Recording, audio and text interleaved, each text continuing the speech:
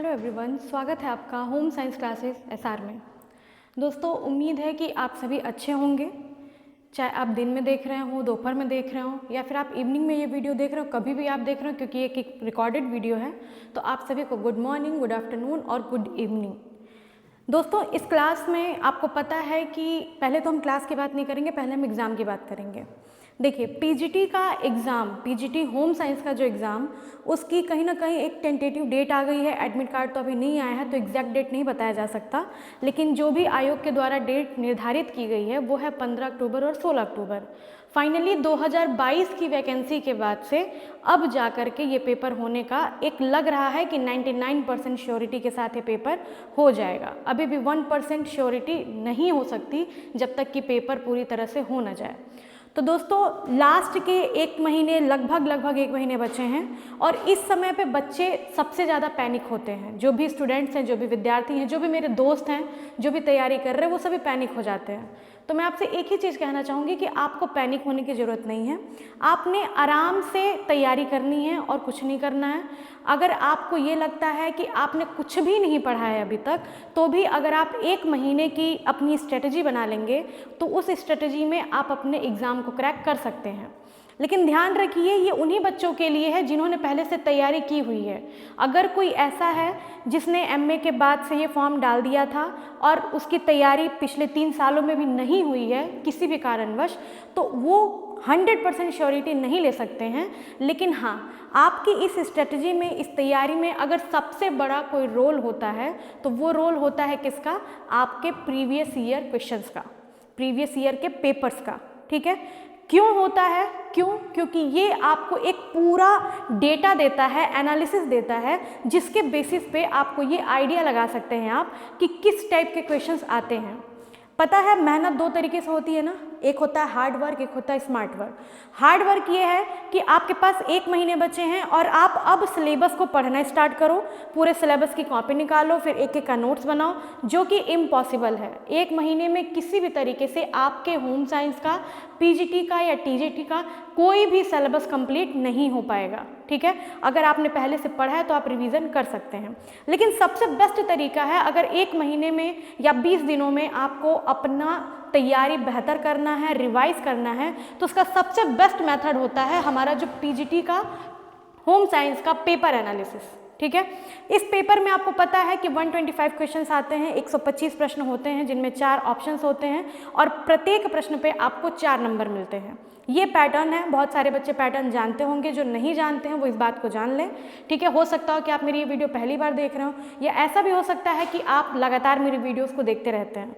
तो दोस्तों, आप लोगों के लिए ये एक छोटी सी सीरीज टाइप से है, जिसमें मैं आपको 3 से 4 सालों के पेपर जो होंगे उनके सारे के सारे questions segment wise, part wise मैं आपको करवाऊंगी। और सिर्फ इतना नहीं है, अगर आप यहाँ तक वीडियो में बने रह गए हैं तो अब आपके लिए एक बहुत ही अच्छी बात है। वो बात ये है कि देखिए, महा मैराथन का टैग लगा करके मैं सिर्फ आपको जल्दी जल्दी क्वेश्चंस नहीं कराऊंगी। ठीक है, वो क्वेश्चन आप खुद भी प्रैक्टिस सेट लगा करके कर सकते हो। आपके लिए सबसे ज़्यादा ज़रूरी ये है कि आप इस चीज़ को जानें कि ये अगर क्वेश्चन है तो इससे रिलेटेड और कौन से कॉन्सेप्ट्स हमारे बन सकते हैं। तो इसीलिए मैं आप लोगों के लिए लाई हूँ PYQ with concept. Her question के कुछ न कुछ कॉन्सेप्ट्स होंगे, उससे रिलेटेड और भी क्वेश्चंस होंगे जो आपके नेक्स्ट एग्जाम में पूछने की संभावना पूरी रहती है। क्योंकि अगर आप PYQ एनालिसिस करते आ रहे हैं तो आपको पता है कि PYQ बेस्ड क्वेश्चंस अक्सर एग्जाम में पूछे जाते हैं। और पीजीटी में अगर फिजियोलॉजी की बात की जाए तो 50% फिजियोलॉजी के क्वेश्चन रिपीटेड होते हैं। ठीक है, तो चलिए शुरू करते हैं। अब इसके बाद यहाँ तक जो भी बच्चे बने हैं, अब आगे की जर्नी हम स्टार्ट करते हैं। तो आज के इस क्लास में हम सबसे पहले पीजीटी 2021 का पेपर सॉल्व करेंगे, जो हमारा रिसेंटली हुआ था 2021 में। इसके टॉप जो हमारे 40 क्वेश्चंस हैं हम उनको करेंगे। क्लास लंबी हो सकती है, इसलिए धैर्यता बनाए रखिएगा। कॉपी पेन ले करके बैठिएगा, नोट्स आप ले सकते हैं, स्क्रीनशॉट ले सकते हैं। ठीक है, अभी देखिए नया चैनल है, नया क्या लगभग 1 साल हो गया है, लेकिन अभी ग्रोथ नहीं हुई है। लेकिन कोशिश करिए कि आप लोग शेयर करिए ताकि और भी बच्चों को क्लासेस मिल सके। अगर आपको अच्छी लगे, समझ में आए, तभी करिएगा। ठीक है, और लाइक शेयर सब्सक्राइब कहना ना पड़े, आप खुद ही कर दीजिएगा। चलिए स्टार्ट करते हैं। ठीक है, हमारा सबसे पहला क्वेश्चन आपके बोर्ड पे है। Last step of extension teaching. Bilingual class है, हिंदी इंग्लिश दोनों में हमारे क्वेश्चंस रहेंगे। आपसे प्रश्न पूछ रहा है कि प्रसार शिक्षण में, ठीक है, प्रसार शिक्षण का जो आखिरी चरण होता है वो क्या होता है? ऑप्शन है अटेंशन ध्यानाकर्षण, सेटिस्फैक्शन यानी कि संतुष्टि, डिजायर यानी कि आकर्षण और नॉलेज यानी कि जानकारी। ठीक है, तो इस प्रश्न का सही आंसर क्या हो जाएगा? सबसे अंतिम चरण में आता है हमारा सेटिस्फैक्शन यानी कि संतुष्टि। अब आइए जल्दी जल्दी चलेंगे, बहुत लेंदी प्रोसेस नहीं बनाना है। आप क्वेश्चन देखेंगे, क्वेश्चन का आंसर देखेंगे और उसके बाद हम एक्सप्लेनेशन देखेंगे और उससे रिलेटेड और भी नए कॉन्सेप्ट्स को भी पढ़ते जाएंगे। अब देखिए ये सारे जो हैं ये स्टेप्स हैं एक्सटेंशन टीचिंग के। ठीक है, टोटल कितने स्टेप है हमारे पास? 6 स्टेप्स हैं। जो सबसे पहली स्टेप होती है वो होती है अटेंशन यानी कि ध्यानाकर्षण। जब भी हम एक्सटेंशन टीचिंग करते हैं तो हमारा ये टारगेट होता है कि हमारी जो ऑडियंस है वो हमारी बात को सुन सके, तो इसीलिए ऐसी बातें कहनी होती है कि जिससे उनका अटेंशन बन सके। अटेंशन होगा तो फिर हमारा क्या आ जाएगा? इंटरेस्ट आएगा। ये ए हो गया, ये हमारा आई हो गया शॉर्ट में आपको याद रखने के लिए। अटेंशन के बाद इंटरेस्ट, इंटरेस्ट का मतलब है रुचि जागृत होना। जब हम किसी बात को सुनेंगे तभी तो हम उसके प्रति अपनी इंटरेस्ट बता सकते हैं। तो जो भी ग्रामीण लोग होंगे उनके सामने सबसे पहला चैलेंज ये होता है कि उनका ध्यान आकर्षण करना। ध्यान आकर्षण करने के बाद उनकी रुचि जागृत होती है, फिर उनकी डिज़ायर होती है, काम करने की इच्छा होती है, सीखने की इच्छा होती है। देन उसके बाद वो क्या करते हैं? कन्विक्शन करते हैं। कन्विक्शन के बाद से एक्शन होता है यानी कि कार्य हमारा प्रारंभ होता है, एक्शन लिया जाता है। और सबसे लास्ट में जब हम एवेल्युएशन कर लेते हैं तो उस कार्य को करने के बाद हमें क्या प्राप्त होती है? संतुष्टि प्राप्त होती है। ठीक है, तो देखिए पहला स्टेप हमारा अटेंशन है। अटेंशन का मतलब ध्यानाकर्षण।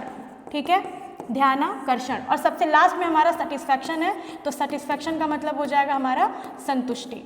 ध्यान रखिएगा पीजीटी में आपका क्या पूछा है? लास्ट स्टेप पूछा है। यही टीजीटी में आपका फर्स्ट स्टेप भी पूछा हुआ है। तो सभी के बच्चों के लिए यूजफुल होगा, जो पीजीटी के हैं, जो टीजीटी के हैं, बेसिकली उन सभी के लिए ये क्लास यूजफुल है। चलिए इतना आपको समझ में आ गया। चलिए दूसरा कॉन्सेप्ट देखते हैं, ध्यान से देखिएगा। पूछा है यहाँ पे एक्सटेंशन एजुकेशन का प्रोसेस। ये तो स्टेप्स थे आपके और ये क्या है? ये हमारा प्रोसेस है कि किस तरह से ये प्रोसेस चलती है। तो सबसे पहले देखिए हमारा है टीचिंग। सबसे पहले हम क्या करते हैं? टीचिंग करते हैं कि व्हाट टू टीच, क्या टीच करना है, एंड हाउ टू टीच, कैसे टीच करना है। सेकेंड स्टेप हमारा आता है ऑब्जेक्टिव्स। हमारे ऑब्जेक्टिव्स क्या हैं, गोल क्या हैं, उसको हम देखते हैं। फिर आता है सिचुएशन एनालिसिस, यानी कि जो परिस्थिति है आसपास की हम उसका निर्धारण करते हैं कि परिस्थिति कैसी है, उसके अनुसार ही हम काम करेंगे आगे।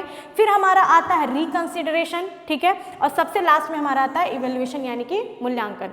तो देखिए इसके भी 5 स्टेप हैं। पहला स्टेप है हमारा टीचिंग, दूसरा है ऑब्जेक्टिव, तीसरा सिचुएशन, चौथा है हमारा यहाँ पे इवेल्युएशन होगा। ठीक है, एक मिनट सॉरी बाय मिस्टेक ये साइकिल जो है हमारी इधर उधर हो गई। कोई बात नहीं, हम नीचे से साइकिल स्टार्ट कर देते हैं। सबसे पहले हम क्या करेंगे, वही मुझे लग रहा था कि सबसे पहले टीचिंग कैसे आएगा। कोई बात नहीं, पहला जो है सबसे पहला सिचुएशन एनालिसिस, कि हम जिस जगह पे प्रोसेस करने जा रहे हैं हम वहाँ की स्थिति को देखेंगे कि वहाँ की स्थिति कैसी है। फिर हम अपने ऑब्जेक्टिव्स डिसाइड करेंगे, यानी कि हम उद्देश्य हमारा क्या है उसको निर्धारित करेंगे। फिर हम शिक्षण कार्य करेंगे यानी कि टीचिंग करेंगे। टीचिंग के बाद हम इवेल्युएशन करेंगे और लास्ट में हम रिकंसिडरेशन करेंगे कि कौन कौन सी चीज़ें और की जा सकती हैं। ठीक है, तो यहाँ पे आपके पहला कॉन्सेप्ट तो ये बन गया और दूसरा कॉन्सेप्ट आपका ये तैयार हो गया। और इससे भी आपके क्वेश्चंस आते हैं, यहाँ तक कि यूजीसी नेट में भी इससे रिलेटेड क्वेश्चंस आपके पेपर में पूछे जाते हैं।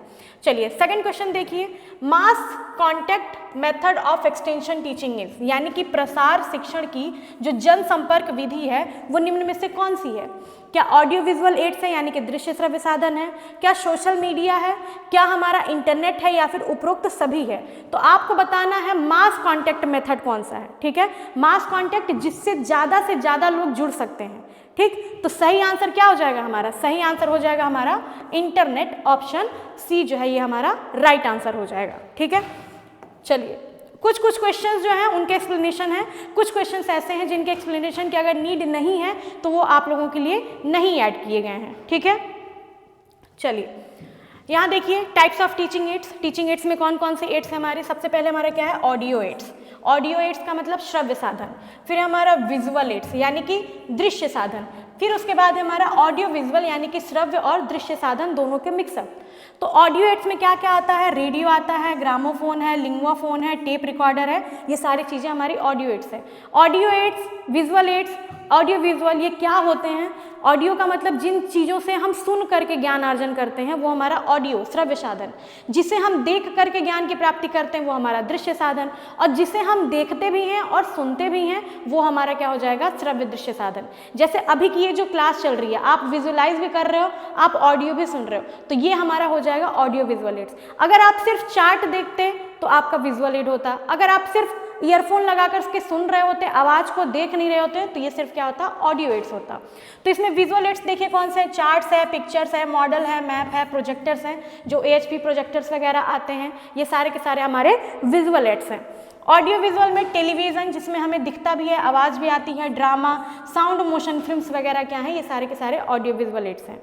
अब मैंने इस चार्ट को क्यों यहाँ पे इंक्लूड किया है, क्योंकि आप श्योर रहिए कि आपके 4 नंबर का एक क्वेश्चन जो है, 4 नंबर का एक क्वेश्चन आपके इस चार्ट से फंसेगा ही फंसेगा। जितने क्वेश्चन अभी आपको मैंने एक्सप्लेन किया है उन सभी से एक एक क्वेश्चन आपके पेपर में फंसना है, गारंटी है। आप मुझे खुद इस वीडियो को देखने के बाद जब आप पेपर देके आएंगे तो आप मुझे खुद कमेंट करेंगे कि हाँ इस टॉपिक से क्वेश्चन फंसा था कि नहीं। ठीक है, चलिए अगला क्वेश्चन देखिए। तीसरा क्वेश्चन है हार्नेस। हार्नेस क्या होता है? हार्नेस क्या होता है? ऑप्शन में है इज अ सिलेंड्रिकल या सिलेंडर ऑफ वार्प यानी कि ताने का बेलन होता है, is a cylinder of weft यानी कि बाने का बेलन होता है, is a cylinder of cloth कपड़े का बेलन होता है, it is a frame of यानी कि करघे में लगा एक फ्रेम होता है। तो सही आंसर क्या हो जाएगा? सही आंसर हो जाएगा ये कपड़े में लगा एक फ्रेम होता है, यानी कि ऑप्शन नंबर डी जो है वो आपका करेक्ट आंसर हो जाएगा। अब देखिए हार्नेस जो है ये हमारा किसका पार्ट है? ये हमारे लूम का पार्ट है। लूम यानी कि करघा, हस्तकरघा या करघा जिसे हम कहते हैं, जिसपे क्या होता है, कपड़ों की वीविंग होती है, यानी कि कपड़ों की बुनाई की जाती है। जो ताना बाना वाले कपड़े बनते हैं हमारे, उनकी बुनाई की जाती है। अब यहाँ पे दिया ताने का बेलन कौन सा होता है, बाने का बेलन कौन सा होता है, तो ताने के बेलन का नाम आप यहाँ पे ऐड कर लीजिए। ताने के बेलन को हम कहते हैं वार्प बीम, ठीक है। बाने को बेलन को हम कहते हैं वेफ्ट बीम, जहां पर हमारा कपड़ा जा करके लगता है, ठीक है, वेफ्ट बीम, या फिर हम इसको क्लॉथ बीम भी कहते हैं, क्लॉथ बीम, ठीक है, नोट करते जाइएगा। कपड़े का बेलन, ठीक है, कपड़े के बेलन को भी हम क्या कहेंगे, क्लॉथ बीम ही कहेंगे। यानी कि ये अगर आप कॉन्सेप्ट समझोगे तो ये है कि जहाँ पे कपड़ा हमारा लपेटा जाता है वो होता है क्लॉथ बीम, और जहाँ पे बाने का बेलन, बाने का वैसे कोई बेलन नहीं होता है, लेकिन बाने की ही फ्लो में हमारा कपड़ा क्या होता है, आगे तक जाता है, इसलिए हम उसको भी कंसीडर कर सकते हैं। और चौथा तो हमारा सही आंसर है ही। आइए देखते हैं हार्नेस या फिर हमारा पूरा करघा जो होता है वो क्या होता है, कैसे होता है। एक बार स्टेप बाय स्टेप समझ लीजिए। आपको शायद आपने पढ़ा भी होगा कि स्टेप्स कितने होते हैं, तो टोटल हमारे यहाँ पे 4 स्टेप्स कंसीडर किए जाते हैं लूम के। लूम से जब कपड़ा तैयार होता है तो वीविंग के, बुनाई के 4 स्टेप्स कंसीडर किए जाते हैं। इसमें सबसे पहले देखिए हमारा क्या, ये हमारा क्लॉथ बीम है। सबसे पहले हमारा आता है वार्प बीम, वार्प बीम जिसमें हमारा ताने का धागा लपेटा रहता है, ठीक है। फिर हमारे आते हैं वार्पयांश, ये सारे जो धागे ये आपके वार्पयांश हैं। ये जो आपको संरचना दिख रही है, ये वाला स्ट्रक्चर, इसे हम कहते हैं हार्नेस, ठीक। हार्नेस क्या है, एक करघे का पार्ट है जो एक फ्रेम होता है, और इस फ्रेम में लगे होते हैं हीडल्स, ये छोटे छोटे छेद, ठीक है। इन छोटे छोटे छेद को हम कहते हैं हीडल, ठीक। इस हीडल में से ही हमारा ताने का धागा क्या होता है, गुजरता है। एक हीडल से एक ताने का धागा गुजरता है, और उसमें सिर्फ एक ही धागा रहता है, ध्यान दीजिएगा, ताने का एक धागा जाता है, और ये जैसे जैसे ऊपर नीचे होता है हमारा ताने का धागा क्या होता है, टाइट होता जाता है, ठीक है। फिर ये हमारा शटल है, ये छोटू सा दिख रहा है। शटल का क्या काम होता है, शटल पे हमारे वेफ्ट के धागे यानी कि बाने का धागा जो होता है वो लपेटा रहता है, और इसको जैसे ही एक ये यहाँ से इधर जाएगा, यहाँ से इधर जाएगा, फिर ऐसे जाएगा, और ये ऐसे पंक्तियां बनाता है। तो जब ये पंक्तियां बनाता है तो इस पंक्ति को हम कहते हैं पिक, यानी कि अगर इसने एक बार एक चक्कर लगाया तो एक पंक्ति तैयार होगी, उसे हम कहेंगे वन पिक कहेंगे, ठीक है। फिर ये हमारा बीटर और रीड है। जैसे ही एक पंक्ति तैयार होती है इसे हम रीड भी कहते हैं, इसे हम बीटर भी कहते हैं, और इसे हम बेटन भी कहते हैं। याद रखिएगा नाम को, बेटन भी कहते हैं, ठीक है। ये बेटन क्या करेगा, ये रीड क्या करेगा, जैसे ही हमारा एक धागा तैयार होगा ताने का और बाने का मिल करके उसको पीछे खींचा देगा, ठीक है, पीछे धकेल देगा, जिससे कि इसकी मजबूती बन सके। ठीक है। तो ये सारे हमारे पार्ट्स हैं, किसके, करघे के पार्ट हैं। और बच्चों करघे से रिलेटेड क्वेश्चंस आपके बहुत सारे होम साइंस से रिलेटेड जो भी पेपर हैं उनमें पूछे जाते हैं। तो आप सिर्फ पीजीटी का टारगेट करके मत पढ़िए। अगर कुछ बच्चे ऐसे भी हैं, कुछ दोस्त मेरे ऐसे भी हैं जो अलग एग्जाम्स की भी तैयारी कर रहे हैं, यूजीसी नेट हो गया, टीजीटी हो गया, आरपीएससी, एचपीएससी, बीपीएससी, किसी भी एग्जाम की कर रहे हो, तो आपके लिए ये कॉन्सेप्ट बहुत ही यूजफुल होने वाला है। सारे के सारे क्वेश्चंस आप लोगों के लिए बहुत यूजफुल होने वाले हैं। आप सिर्फ ये मत सोचिए कि सिर्फ पीजीटी को टारगेट करके है। हाँ, पीजीटी के सारे क्वेश्चंस हैं तो टारगेट तो वही है, लेकिन ये कहा जाता है ना कि एक पंथ दो काज, तो ये आप लोगों के लिए भी हेल्पफुल है और बाकी अदर बच्चों के लिए भी हेल्पफुल है। ठीक है, ये हो गया हमारा करघे का सारा भाग। लास्ट में हमारा आता है क्लॉथ बीम। क्लॉथ बीम पे जैसे जैसे हमारा कपड़ा तैयार होता जाता है, हमारा कपड़ा क्या होता है, लपेटता जाता है और एक हमारे कपड़े की लेयर तैयार होती है। और सेम यही प्रोसेस हमारा कंटिन्यू बेसिस पे चलता रहता है। ध्यान दीजिएगा कि ये हमारा पुराना हथकरघा है, पुराना हथकरघे की स्ट्रक्चर है। वर्तमान समय में इसी से मिलते जुलते हमारे जो भी एयर जेट लूम और जेट लूम, एयर लूम जो भी हैं, हमारे रेपियर लूम हैं, ये सारे के सारे हमारे क्या हैं, अब दूसरे स्ट्रक्चर में दिखाई देते हैं, लेकिन स्टेप्स उनके सारे वही रहते हैं। अब देखिए अगला क्वेश्चन है हमारा, values provide motivation to the behaviour. Values provide motivation to the behaviour, the statement was given by. ये क्वेश्चन जो है ये बहुत ही इंपॉर्टेंट होने वाला है। क्यों इंपॉर्टेंट होने वाला है? क्योंकि वैल्यू से रिलेटेड क्वेश्चंस आते हैं और अक्सर इसी तरह के क्वेश्चंस आते हैं, डेफिनेशन में क्वेश्चंस आते हैं। तो प्रश्न को हिंदी में भी देख लीजिए, मूल्य मानवीय व्यवहार को प्रेरणा प्रदान करने वाला कारक है, कई बार तत्व भी लिख करके आता है। ये कथन किसका है? तो ऑप्शन में है फ्रांसिस मैगरबी, Nickel and Darcy, Lewis Mumford और वर्गिस एवं ओगेल। तो सही आंसर क्या है आपका? देखिए निकेल एवं डार्सी आपका राइट आंसर हो जाएगा। क्यों हो जाएगा? क्योंकि बहुत सारे डेफिनेशन इन लोगों ने दिया है, ग्रॉस ने दिया है, क्रैंडल ने दिया है, निकेल एवं डार्सी ने दिया है। तो कुछ ना समझ में आए अगर, तो निकेल एवं डार्सी को लगा दो। गलत भी हो सकता है, सही भी हो सकता है, लेकिन पढ़ लोगे तो ज़्यादा बेहतर रहेगा। तो मानवीय व्यवहार को प्रेरणा, कीवर्ड याद रखो, मूल्य लिख लो, मानवीय व्यवहार लिख लो और प्रेरणा लिख लो, तीन चीज़ों को बस लिख लो, आपका आंसर तैयार हो जाएगा, निकेल एवं डार्सी। चलिए ये डेफिनेशन था। इसी से रिलेटेड अगला क्वेश्चन हमारा थोड़ा सा चेंज है, 5th number question. Kindergarten school for kids was established by, यानी कि बच्चों के लिए जो किंडरगार्टन स्कूल थी, जिसे हम किंडरगार्टन का अर्थ क्या होता है? फूल का बगीचा, ठीक है, फूल का बगीचा। अब ये फूल का बगीचा नाम क्यों पड़ा? क्योंकि जिन्होंने इसकी स्थापना की थी वो बच्चों को फूल मानते थे और स्कूल को यानी कि विद्यालय को क्या कहते थे? फूलों का बगीचा कहते थे। तो ये कौन थे? ये महोदय कौन थे? क्या ये जे रूसो थे? ठीक है, क्या ये जीन पियाजे थे, पेस्टोलॉजी थे या फिर फ्रॉबेल थे? तो सही आंसर क्या हो जाएगा आपका? फ्रॉबेल। ठीक है, D is the right answer. Froebel ji ने क्या किया था? किंडरगार्टन स्कूल की सबसे पहले स्थापना की थी। ठीक है, चलिए इस तरह के क्वेश्चंस बहुत पूछते हैं पेपर में, तो आप लोग तैयार रहिएगा। 6वां क्वेश्चन है हमारा, there are oxygen binding sites in a haemoglobin molecules, यानी कि एक हीमोग्लोबिन के अणु में ऑक्सीजन के कितने बंधक स्थान होते हैं? ठीक है, 6 होते हैं, 7 होते हैं, 2 होते हैं या फिर 4 होते हैं। तो आपने अगर हीमोग्लोबिन की संरचना देखी होगी, ये हमारा आरबीसी है, ठीक है, और इस आरबीसी में हमारे चार बॉन्ड्स होते हैं हीमोग्लोबिन के। हीमोग्लोबिन 4 अणुओं को लेकर के आता है, किसके? ऑक्सीजन के 4 अणुओं को लेकर के आता है और ये हमारे पूरे शरीर में फिर क्या करता है? उनको ट्रैवल कराता है। तो सही आंसर क्या हो जाएगा? Option number 4। याद रखो कि जो हीमोग्लोबिन है उसकी 4 बटन होता है ना, बटन में जैसे 4 आंखें होती हैं, तो हीमोग्लोबिन की भी 4 आंखें होती हैं, इसलिए वो 4 आंखों से 4 ऑक्सीजन के मॉलिक्यूल्स को लेकर के ट्रैवल करता है। चलो अगला क्वेश्चन, जल्दी जल्दी हम लोग कर रहे हैं, बहुत टाइम वेस्ट नहीं कर रहे हैं। अगर किसी को स्पीड स्लो लग रही हो तो आप स्पीड फास्ट करके भी देख सकते हो, किसी को बहुत फास्ट लग रही हो तो प्लीज़ आप स्पीड को थोड़ा सा स्लो कर लेना। फिलहाल मैं बैलेंस बना के चल रही हूँ अपनी तरफ से। 7th नंबर क्वेश्चन है, when infection disease spread with in admitted area and during limited period known as, यानी कि जब एक संक्रामक रोग एक समय में एक सीमित क्षेत्र में फैला होता है तो इसे हम क्या कहते हैं? ठीक है, ऑप्शन देख के ही आंसर समझ में आ जाएगा। अब देखो कोरोना को मत याद कर लेना, गलत आंसर हो जाएगा आपका। एपिडेमिक, पैंडेमिक, एंडेमिक, स्पोर्डिक, यानी कि महामारी, विश्वमारी, स्थानिक या फिर विकिरण। तो क्या कह रहा है क्वेश्चन में? कह रहा है कि एक सीमित क्षेत्र है, यानी कि अगर बात की जाए सीमित क्षेत्र की तो हो सकता हो कि ये इंडिया के किसी एक शहर का हो सकता है सिर्फ दिल्ली का हो या सिर्फ बैंगलोर का हो। तो ये क्या है? एक हमारा सीमित क्षेत्र है, एक हमारा ऐसा एरिया है जहाँ पे उतने ही लोग प्रभावित हो रहे हैं, तो ये हमारा क्या होता है? एंडेमिक होता है, जिसे हम कहते हैं स्थानिक। ठीक है, चलिए अगला क्वेश्चन, महामारी तो आपको पता ही है, विश्व महामारी आपको पता ही है, पेंडेमिक अभी आपने फील किया है 4-5 साल पहले। According to Hurlock, question number 8 is according to Hurlock infancy period is, Hurlock के अनुसार शैशवावस्था क्या है?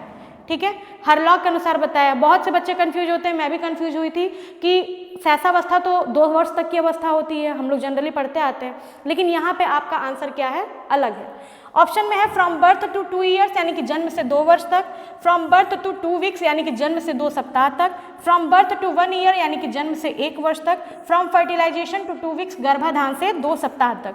तो सही आंसर क्या होगा, इसको तो एलिमिनेट कर दीजिए, गर्भ के अंदर की बात है, इन्फेंसी होगा ही नहीं। जन्म से 1 वर्ष तक नहीं है इन्फेंसी हमारा हरलॉक के अकॉर्डिंग जो इन्फेंसी है वो है फ्रॉम बर्थ टू 2 वीक्स यानी कि जन्म से लेकर के 2 सप्ताह तक की जो अवस्था होती है वो हमारी क्या कहलाती है, शैशवावस्था यानी इन्फेंसी पीरियड कहलाती है।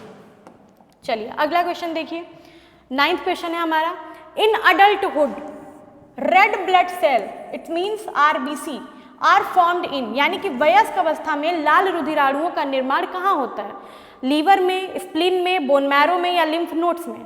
सही आंसर क्या हो जाएगा, बोन मैरो यानी कि अस्थि मज्जा। ठीक है, आप अभी रिकॉर्डेड वीडियो देख रहे हैं, लेकिन अगर आप मेरी कंटिन्यू वीडियो देखेंगे, रिकॉर्डेड वीडियो जो भी हैं, ये लाइव वीडियो मैंने एक ही ली है अभी तक, अगर आप लोग मेरी वीडियो देखेंगे आपको अच्छा लगेगा तो आप प्लीज़ मुझे कमेंट जरूर करिएगा लाइव क्लास के लिए।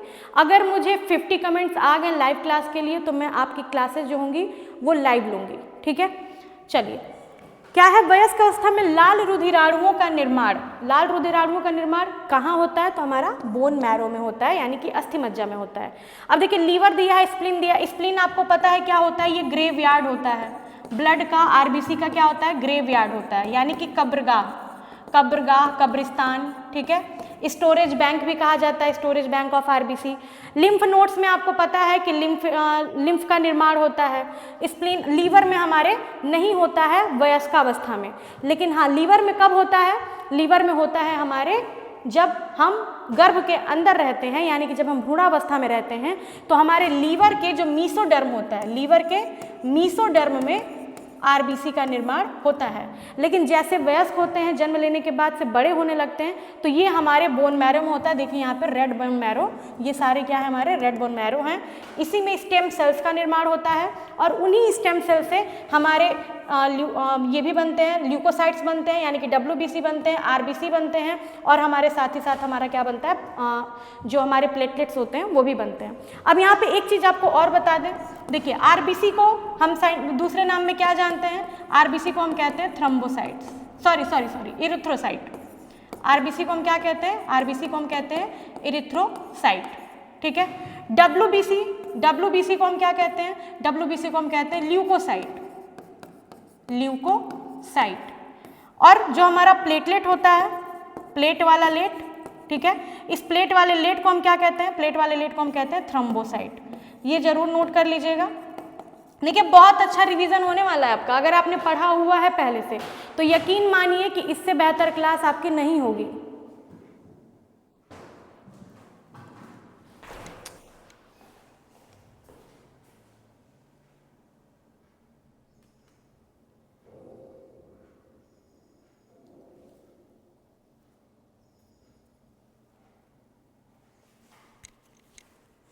मुझे लगा शायद रिकॉर्डिंग नहीं हो रही है, बट हो रहा है, सॉरी।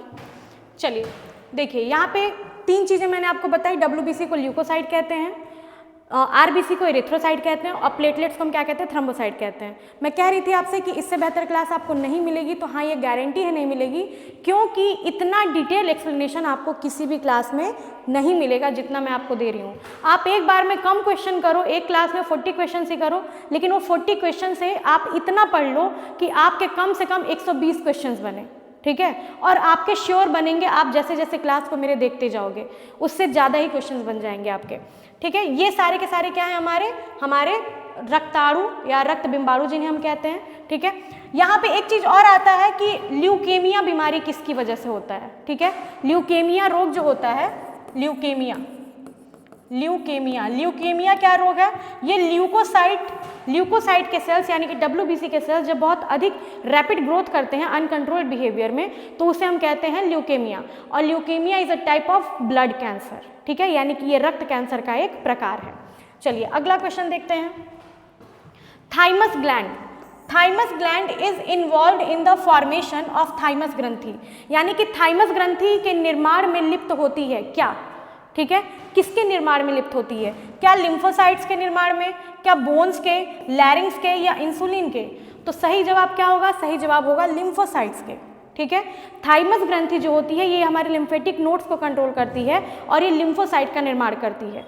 थाइमस ग्रंथि होती कहाँ है? तो हमारा जो हार्ट होता है, ठीक, हार्ट से थोड़ा सा ऊपर, और जो हमारी स्टर्नम बोन होती है जो इस तरह की होती है जिससे हमारी पसलियाँ मिली रहती हैं, पसलियाँ जुड़ी रहती हैं, स्टर्नम हड्डी, उसी के जस्ट नीचे हमारी थाइमस ग्रंथि रहती है, यहाँ पे। ठीक है, चलिए अगला question. In proximodistal direction development begins from which organ, यानी कि निकट दूर विकास क्रम में विकास किस अंग में प्रारंभ होता है? ठीक है, निकट दूर विकास क्रम की बात करें, विकास क्रम के दो कॉन्सेप्ट्स आपको जरूर याद रखने, एक तो हमारा निकट दूर विकास क्रम और एक होता है हमारा मस्तकाधोमुखी, जिसको हम कहते हैं सिफ्लोकॉडल। क्या कहते हैं? सिफ्लोकॉडल भी कहते हैं इंग्लिश में, नोट कर लीजिएगा। ठीक है, इन दोनों विकास के क्वेश्चंस हमेशा पूछे जाते हैं और दोनों में अंतर क्या है कि ये जो हमारा निकट दूर विकास क्रम है ये कैसे होता है, तो इसका सही आंसर क्या हो जाएगा हमारा? सुषुम्ना नाड़ी। ठीक है, यानी कि हमारे स्पाइनल कॉर्ड से ये प्रारंभ होता है, फिर बाकी के अदर ऑर्गन्स में होता है। लेकिन जो मस्तकाधोमुखी विकास होता है उसमें सबसे पहले हमारे सिर का विकास होता है, फिर हमारे धड़ का विकास होता है, धड़ के बाद से हमारे पैरों का विकास होता है। ठीक है, ये प्रोसेस है हमारे चाइल्ड डेवलपमेंट का और इसे जरूर याद रखिएगा। चलिए अगला है हमारा 12 number question. National environmental engineering research institute, यानी कि शॉर्ट में देखें तो NEERI, ये कहाँ पर है? यानी कि राष्ट्रीय पर्यावरण अभियांत्रिक अनुसंधान संस्थान कहाँ पर स्थित है? तो सही आंसर क्या हो जाएगा आपका? नागपुर में स्थित है हमारा ये संस्थान से रिलेटेड क्वेश्चंस आते हैं, तो इसके लिए आपके पास एक तरीका है कि जितने भी होम साइंस से रिलेटेड पेपर हुए हैं, UGC नेट का ले लो, PGT, TGT, RPSC, BPSC, जितने भी संस्थान पूछे जाते हैं उन संस्थानों को एक जगह नोट कर लो। ठीक है, अगली बार मैं आपकी क्लासेस कोशिश करूंगी कि मैं उसमें भी आपकी क्लास ले लूँ कि कौन कौन से इंपॉर्टेंट हमारे इंस्टीट्यूट्स हैं हमारे होम साइंस फील्ड से रिलेटेड या फिर एग्रीकल्चर से रिलेटेड। चलिए अगला क्वेश्चन है हमारा 13 नंबर।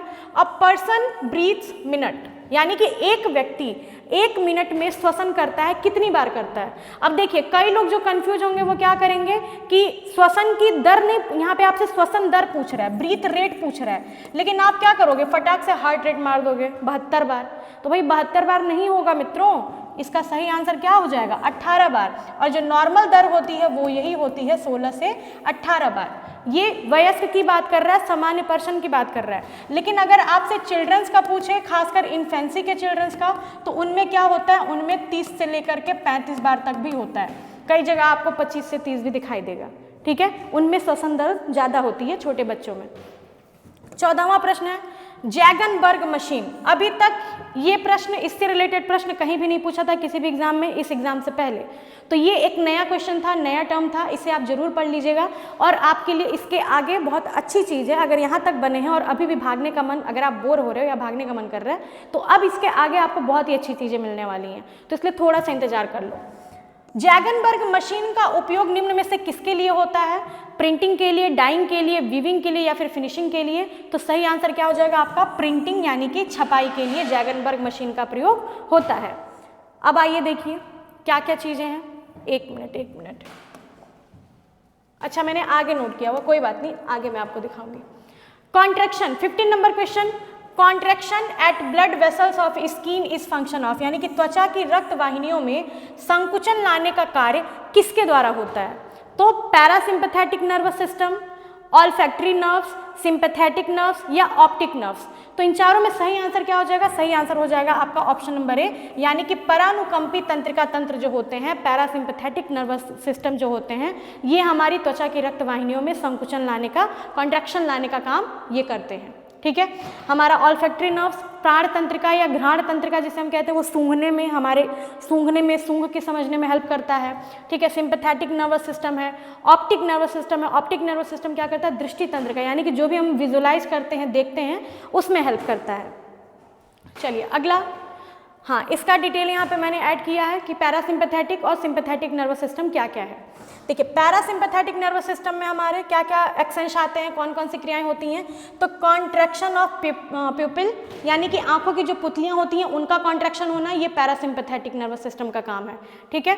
फिर स्टिमुलेट सैलिवेशन, यानी कि लार उत्पादन करना, लार उत्पादन के लिए उसको स्टिमुलेट करना। कॉन्स्ट्रिक्ट्स ब्रोंकी, डिक्रीज हार्ट रेट को कम करने में। फिर stimulates digestive activity, digestive activity को हमारे उत्तेजित करने में। स्टिमुलेट्स गैल ब्लैडर, ये यानी कि ये क्या करे, स्टिमुलेशन का ही काम ज़्यादा कर रहा है। गैल ब्लैडर को उत्तेजित करता है ताकि हमारा जो पित्तरस है वो अच्छे से काम कर सके। Inhibition of adrenaline production, adrenal ग्रंथि से एड्रेनलिन हार्मोन अच्छे से उत्पादित हो सके, इसका काम करता है, उसको स्टिमुलेट करता है। कॉन्ट्रैक्ट्स ब्लैडर, हमारे ब्लैडर में यानी कि हमारे मूत्राशय में संकुचन का काम करता है। और रिलैक्स रेक्टम, यानी कि जो रेक्टम होता है उसे रिलैक्स करने का भी काम ये करता है। ये सारे के सारे कंट्रोल कौन कर रहा है, ये कर रहा है हमारा पैरासिम्पैथेटिक नर्वस सिस्टम। अब बात करते हैं सिंपैथेटिक नर्वस सिस्टम की। तो सिंपैथेटिक नर्वस सिस्टम में हमारा क्या क्या है, सबसे पहले डायलेट्स प्यूपिल, अगर ये कॉन्ट्रैक्ट कर रहा है यानी कि सिकुड़ने का काम कर रहा है तो ये क्या करता है, डायलेट, उसको फैलाने का काम कर रहा है। आपने कई बार देखा होगा कि अगर आप बाहर धूप से आते हो और कमरे में अंधेरा होता है तो आपकी आंखों की पुतलियां क्या होती हैं, सिकुड़ जाती हैं, ठीक है। तो उसको सिकुड़ने का काम कौन कर रहा है, पैरासिम्पैथेटिक। उसको एक्सपेंड करने का काम कौन करता है, सिंपैथेटिक नर्वस सिस्टम, ठीक है। इनहिबिट सैलिवेशन, ये सैलिवेशन को क्या करता है, इनहिबिट करता है, यानी कि कम करने का काम करता है। Relaxes bronchi, increase heart rate, ये हार्ट रेट बढ़ाने का काम करता है। ये कम कर रहा है तो ये क्या कर रहा है, ये उसको बढ़ा रहा है। Inhibits digestive activity, digestive activity पर ये रोक लगाता है। Stimulate glucose release by liver, liver के द्वारा ग्लूकोज का जो प्रोडक्शन होता है, ग्लाइकोजन का, जो हमारा ग्लाइकोजन ग्लूकोज में ट्रांसफर होता है, उसका काम करता है। फिर stimulates epinephrine and nor epinephrine release, adrenaline ग्रंथि से ही हमारे एड्रीनल ग्लैंड से ही हमारे एपिनेफ्रिन, नॉर एपिनेफ्रिन, यानी कि एड्रेनलिन और नॉर एड्रेनलिन जो होते हैं उनको भी क्या करता है, ये स्टिमुलेट करता है और ये क्या करता है, रोकता है, यानी कि उनको अवरोधक की तरह काम करता है। यहाँ पे रिलैक्सेस ब्लैडर, ये ब्लैडर को रिलैक्स करने का काम करता है और ये उसको संकुचित, कॉन्ट्रैक्ट करने का काम करता है। ये क्या है, orgasm ejaculation contracts rectum, rectum को कॉन्ट्रैक्ट करता है और ये रिलैक्स करता है। साथ ही साथ ऑर्गेज्म इजैकुलेशन का भी काम ये जो है हमारा सिंपैथेटिक नर्वस सिस्टम ये सारा का सारा करता है। तो ये सारे फंक्शन है, इसका स्क्रीनशॉट ले लीजिए, इससे रिलेटेड क्वेश्चंस आपके पेपर में आते हैं तो इसलिए आपके लिए ये एक इंपॉर्टेंट कॉन्सेप्ट है। चलिए 16 नंबर क्वेश्चन है, विच one is helpful clothing of clotting, यहाँ पे क्लोदिंग लिखा है तो यहाँ पे क्या हो जाएगा आपका, क्लॉटिंग हो जाएगा, क्लॉटिंग ऑफ ब्लड, यानी कि रक्त को जमने में कौन सहायता करता है। तो रक्त को जमने में क्या चाहिए, एल्ब्यूमिन है, ग्लोब्यूलिन है, फाइब्रिनोजन है, नन ऑफ दिस। ध्यान दीजिएगा ये तीनों के तीनों ही क्या है, ये तीनों के तीनों ही प्रोटीन है, ठीक है, तीनों के तीनों ही प्रोटीन है और इनका प्रोडक्शन कहाँ पर होता है, तो इनका प्रोडक्शन होता है हमारे लीवर में, ठीक है। सही आंसर क्या हो जाएगा हमारा, फाइब्रिनोजन। फाइब्रिनोजन ये क्या करता है, अगर हमें कहीं पर कट लगा है तो उस कट पे ये फाइब्रिनोजन की प्रक्रिया के बाद से ये क्या करेगा, एक जाल जैसी, फाइब्रिन जैसी, फाइबर की तरह संरचना बना देता है, जिससे जो ब्लड फ्लो हो रहा होता है वो क्या होता है, रुक जाता है। हमारे जो आरबीसी होते हैं, डब्ल्यूबीसी होते हैं, वो सारे के सारे इसी में आकर के फंस जाते हैं और रक्त जो होता है हमारा जम जाता है, ठीक है। इसी से रिलेटेड एक टर्म याद रखिए कि रक्त को जमने में मान लीजिए हमारा फाइब्रिनोजन हेल्प कर रहा है, लेकिन रक्त न जमने की एक बीमारी होती है, वंशानुगत बीमारी होती है, जिसे हम क्या कहते हैं, उसे हम कहते हैं हीमोफीलिया, जिसमें व्यक्ति का रक्त नहीं जम पाता है आसानी से, ठीक है, रक्तस्राव होता रहता है। अगला question 17 number, every cell in the body has nucleus with the exception of, यानी कि शरीर की प्रत्येक कोशिका में क्या होते हैं, केंद्रक होते हैं, सिर्फ कोशिका ही, कौन सी कोशिका अपवाद है, कौन सी कोशिका अपवाद है, यहाँ पे ऑप्शन दिया है, स्किन, मैच्योर एरिथ्रोसाइट, लीवर या फिर नर्व सेल्स। तो हमारा सही आंसर क्या हो जाएगा, सही आंसर क्या हो जाएगा हमारा, मैच्योर एरिथ्रोसाइट्स, ठीक है, यानी कि प्रौढ़ लाल रक्त कणिकाएं जो होती हैं, हमारा आरबीसी, इरिथ्रोसाइट मैंने अभी आपको नाम बताया था, आरबीसी का ही नाम है। तो इसमें क्या होते हैं, हमारे केंद्रक नहीं पाया जाता है, लेकिन जब ये हमारा मीसोडर्म में फॉर्म होता है तो वहाँ पे न्यूक्लियस हमारा प्रेजेंट होता है। एक लामा ऊंट होता है, ध्यान दीजिएगा, एक लामा ऊंट होता है, उसके आरबीसी में न्यूक्लियस पाया जाता है, ठीक है।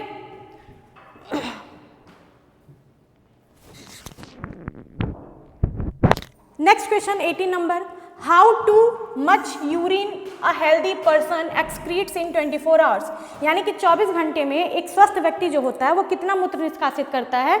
तो सही ऑप्शन देख लीजिए क्या है, 0.5 लीटर, 2.5 लीटर, 2 लीटर, 1.5 लीटर। देखिए 2.5 लीटर तो बहुत ज़्यादा हो जाएगा, सही आंसर क्या हो जाएगा, ऑप्शन नंबर डी 1.5 लीटर जो है ये हमारा राइट आंसर हो जाएगा, ठीक है।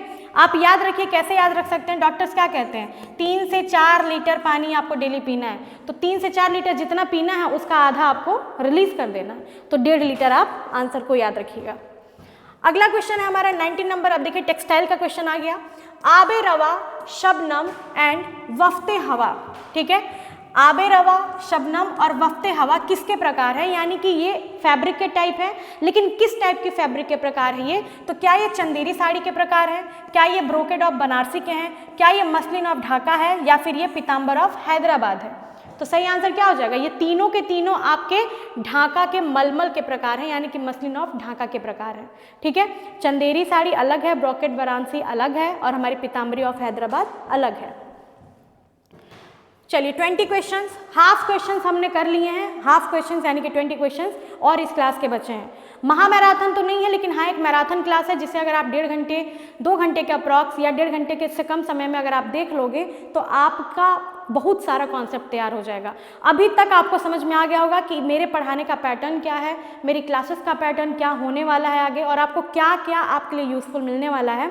तो इसलिए प्लीज़ लाइक शेयर सब्सक्राइब कर दीजिएगा अगर अभी तक आपने नहीं किया है तो। Next question is which one is not principle of design, यानी कि कौन सा निम्न में से डिजाइन का सिद्धांत नहीं है। तो डिजाइन के 5 मुख्य सिद्धांत हैं, ठीक है, यहाँ पे बताना आपको कौन सा नहीं है। तो प्रोपोर्शन, एम्फेसिस, हार्मनी और स्पेस। तो सही आंसर क्या हो जाएगा, space. Space is the right answer. Space हमारा एलिमेंट है, प्रिंसिपल नहीं है, ध्यान दीजिएगा, ये क्या है हमारा एलिमेंट है, ना कि ये प्रिंसिपल है। लेकिन प्रोपोर्शन, एम्फेसिस, हार्मोनी, रिदम, ये सारे के सारे क्या होते हैं, यूनिटी, एकरूपता, हमारा अनुरूपता, हार्मोनी को ही कहते हैं, ये सारे के सारे हमारे क्या हैं, ये प्रिंसिपल्स हैं डिज़ाइन के, आर्ट में भी और टेक्सटाइल में भी। ये जो प्रश्न है ये टेक्सटाइल के पर्पस से भी पूछता है और हमारे होम मैनेजमेंट के पर्पस से भी पूछता है। अब देखिए यहाँ पे क्या है, यहाँ पे हमारे डिज़ाइन के कुछ एलिमेंट्स हैं, जैसे कि लाइंस, यहाँ पे आपको लाइंस दिख रही होंगी। लाइन क्या है, रेखा, ये हमारा एलिमेंट है। शेप, शेप हमारा क्या है, आकृति या आकार, ये भी हमारा एलिमेंट है, यानी कि तत्व है। कलर, रंग, ठीक है, ये भी हमारा क्या है, तत्व है। फिर हमारा फॉर्म या सिल्यूट, सिल्यूट क्या होती है, वस्त्र की किनारी की, वस्त्र कैसा दिख रहा है, तो ये भी हमारा क्या है, ये भी हमारा एलिमेंट है, यानी कि तत्व है। और हमारा जो टेक्सचर होता है, कपड़े की जो बनावट होती है, उसका जो टच होता है, फील होता है, ये भी हमारा क्या है, एक तरह का एलिमेंट ही है। तो ये सारे एलिमेंट हैं। और प्रिंसिपल कौन कौन से हैं, प्रोपोर्शन है, बैलेंस है, रिदम है, एम्फेसिस है एंड द यूनिटी। ये सारे के सारे क्या है, हमारे प्रिंसिपल हैं डिज़ाइन के। तो ये 5 प्रिंसिपल के नाम आप याद रखिएगा। यहाँ पे हमारे टोटल 7 एलिमेंट्स होते हैं और हमारे प्रिंसिपल्स कितने होते हैं, तो टोटल हमारे 5 प्रिंसिपल्स होते हैं। अब देखिए आप बहुत जगह मैटर देखेंगे तो आपको बहुत अलग अलग तरह के भी दिखेंगे, कहीं पे आपको 10 तरह के प्रिंसिपल्स दिख जाएंगे, लेकिन आपकी जो ऑथेंटिक बुक्स हैं, जो आपका सिलेबस है, उसमें आपको 5 तरह के प्रिंसिपल्स को ही पढ़ना है, तो इन्हें आप याद रखिएगा।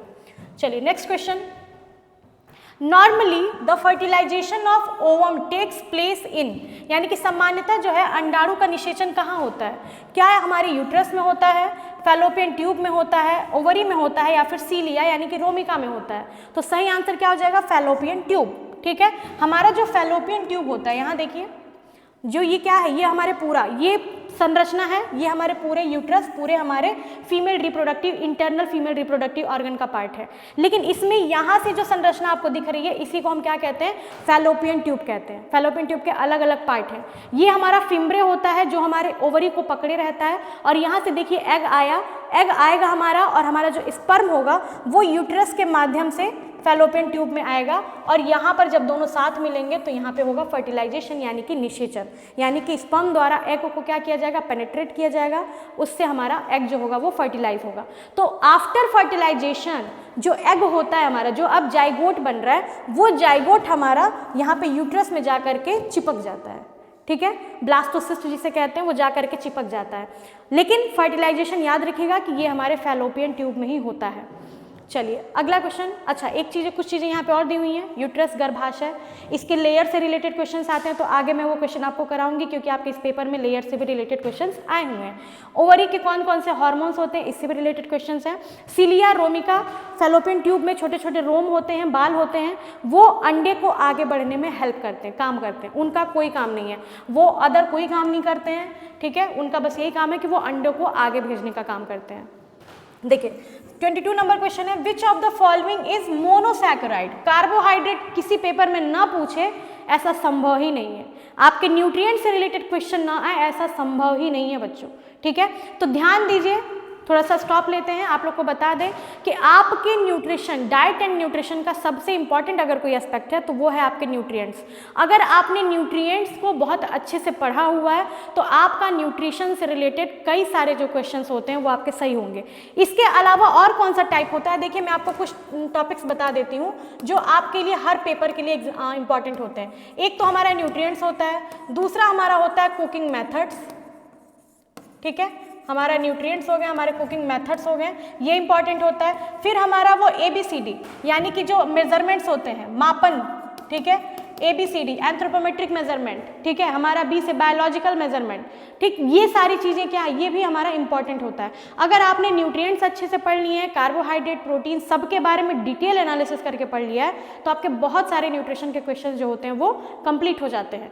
कुकिंग मेथड्स आपने पढ़ा है तो उससे रिलेटेड बहुत सारे क्वेश्चन आते हैं। अगर आप न्यूट्रिशन, न्यूट्रिएंट्स और related disease, nutrients and related disease ये पढ़ा है आपने, पॉइंट टू पॉइंट पढ़ा है, तो इससे रिलेटेड भी आपके क्वेश्चंस बहुत सारे तैयार होते हैं, ठीक है। एक और टाइप का क्वेश्चन होता है जिसमें होता है टाइप्स ऑफ थेरेपेटिक डाइट, ठीक है, टाइप्स ऑफ थेरेपेटिक डाइट यानी कि जो उपचारात्मक आहार होता है उससे रिलेटेड आपके क्वेश्चंस आते हैं न्यूट्रिशन से, ठीक। इसके अलावा आपका जो टाइप्स ऑफ मेन्यू है, ठीक है, टाइप्स ऑफ मेन्यू और फूड सर्विस, उससे रिलेटेड क्वेश्चंस आते हैं। तो ये बहुत ही इंपॉर्टेंट टॉपिक्स हैं जो मैंने आपको बताया है। अगर आपने नहीं नोट किया है, कॉपी किताब नहीं लेके बैठे हो, आप ट्रैवल कर रहे हो तो पढ़ रहे हो, या आप कहीं घूम रहे हो, आप बस टाइम पास के लिए पढ़ रहे हो, तो भी आप स्क्रीनशॉट ले लो, मैं किनारे हूँ, ठीक है, स्क्रीनशॉट ले लो और आप इसे नोट कर लेना। चलो आते हैं अपने क्वेश्चन पे कि विच of the following is monosaccharide, निम्न में से कौन सा मोनोसैकेराइड है। तो option is sucrose, glucose, starch and cellulose, ठीक है। मोनोसैकेराइड की बात कर रहे हैं तो मोनोसैकेराइड होगा हमारा ग्लूकोज, ठीक है। सुक्रोज हमारा क्या हो जाएगा, सुक्रोज हमारा मोनोसैकेराइड नहीं है। स्टार्च हमारा क्या है, स्टार्च और सेल्यूलोज हमारे होते हैं पॉलीसैकेराइड। तो यहाँ पे एक क्वेश्चन तो आपका ये तैयार हो गया कि ग्लूकोज हमारा मोनोसैकेराइड है, स्टार्च हमारा पॉलीसैकेराइड है। देखिए मैंने मोनोसैकेराइड, पॉलीसैकेराइड, डाइसैकेराइड इनके बहुत अच्छे से क्लासेस ली हुई हैं, ठीक है। आप चाहेंगे तो प्लेलिस्ट में जाएंगे तो डाइट एंड न्यूट्रिशन के प्लेलिस्ट में आपको वो सारे वीडियोज़ मिल जाएंगे, तो आप वहाँ से भी देख सकते हो। आप अगर उतना पढ़ लेते हो तो आपका वो सेगमेंट जो है वो प्रिपेयर हो जाएगा। यहाँ पे एक क्वेश्चन और बनता है, कई बार एग्जाम में पूछता है कि which is the simplest type of carbohydrate, which is the simplest sugar. तो शुगर में सबसे सिंपल जो होता है वो होता है हमारा ग्लूकोज, यानी कि सरल शर्करा जिसे कहते हैं, ठीक है। सिंपलेस्ट यानी कि सरल शर्करा, सबसे सरल शर्करा होती है हमारी ग्लूकोज। और सबसे कठिन, सबसे जटिल, सबसे कॉम्प्लेक्स जो होती है वो क्या होती है हमारी स्टार्च। सबसे कॉम्प्लेक्स यानी कि सबसे जटिल शर्करा जो है वो होती है हमारी स्टार्च, ठीक है। और सबसे पहले डाइजेशन भी इसी का स्टार्च होता है, ठीक है, स्टार्च का। और ये कहाँ होता है, तो ये होता है एमाइलेज एंजाइम के द्वारा, एमाइलेज एंजाइम के द्वारा। सबसे पहले हमारे मुंह यानी कि हमारे माउथ में होता है, देन उसके बाद से ये होता है हमारे पैनक्रियास के द्वारा, ठीक है, पैनक्रियास के द्वारा। चलिए नेक्स्ट क्वेश्चन 23 आई थिंक है। अच्छा देखिए मैंने यहाँ पे चार्ट ऐड भी किया हुआ है कौन कौन से हो जाएंगे आपके, तो एक बार इस पर भी रिवाइज कर लेते हैं। मेन फंक्शंस हैं, एग्जाम्पल्स हैं और निमोनिक हैं उनके कि आप कैसे याद रख सकते हो, ठीक है। तो 1 यानी कि जहाँ पर 1 मॉलिक्यूल्स होंगे हमारे शुगर्स के, कार्बोहाइड्रेट के, वो होगा हमारा मोनोसैकेराइड। जहाँ पे 2 मॉलिक्यूल्स होंगे वो हमारा क्या होगा, डाइसैकेराइड। और जहाँ पे मैनी होंगे यानी कि 2 से बहुत ज़्यादा होंगे वो क्या हो जाएगा हमारा पॉलीसैकेराइड, जहाँ पे चेन बनती है। कैसे, क्या इनका मेन फंक्शन है, तो जो मोनोसैकेराइड होते हैं वो क्या होते हैं, एनर्जी सोर्स होते हैं, यानी कि हमारे शरीर को ऊर्जा देने का काम उनका मुख्य रूप से होता है। ये क्या करते हैं, ये ट्रांसपोर्ट फॉर्म होते हैं, यानी कि ये ट्रांसपोर्टेशन का काम करते हैं, परिवहन, यानी कि ट्रांसपोर्ट का मतलब कि इनसे इसमें कन्वर्ट, उनसे उनमें ट्रांसपोर्ट, ये काम होता है इनका।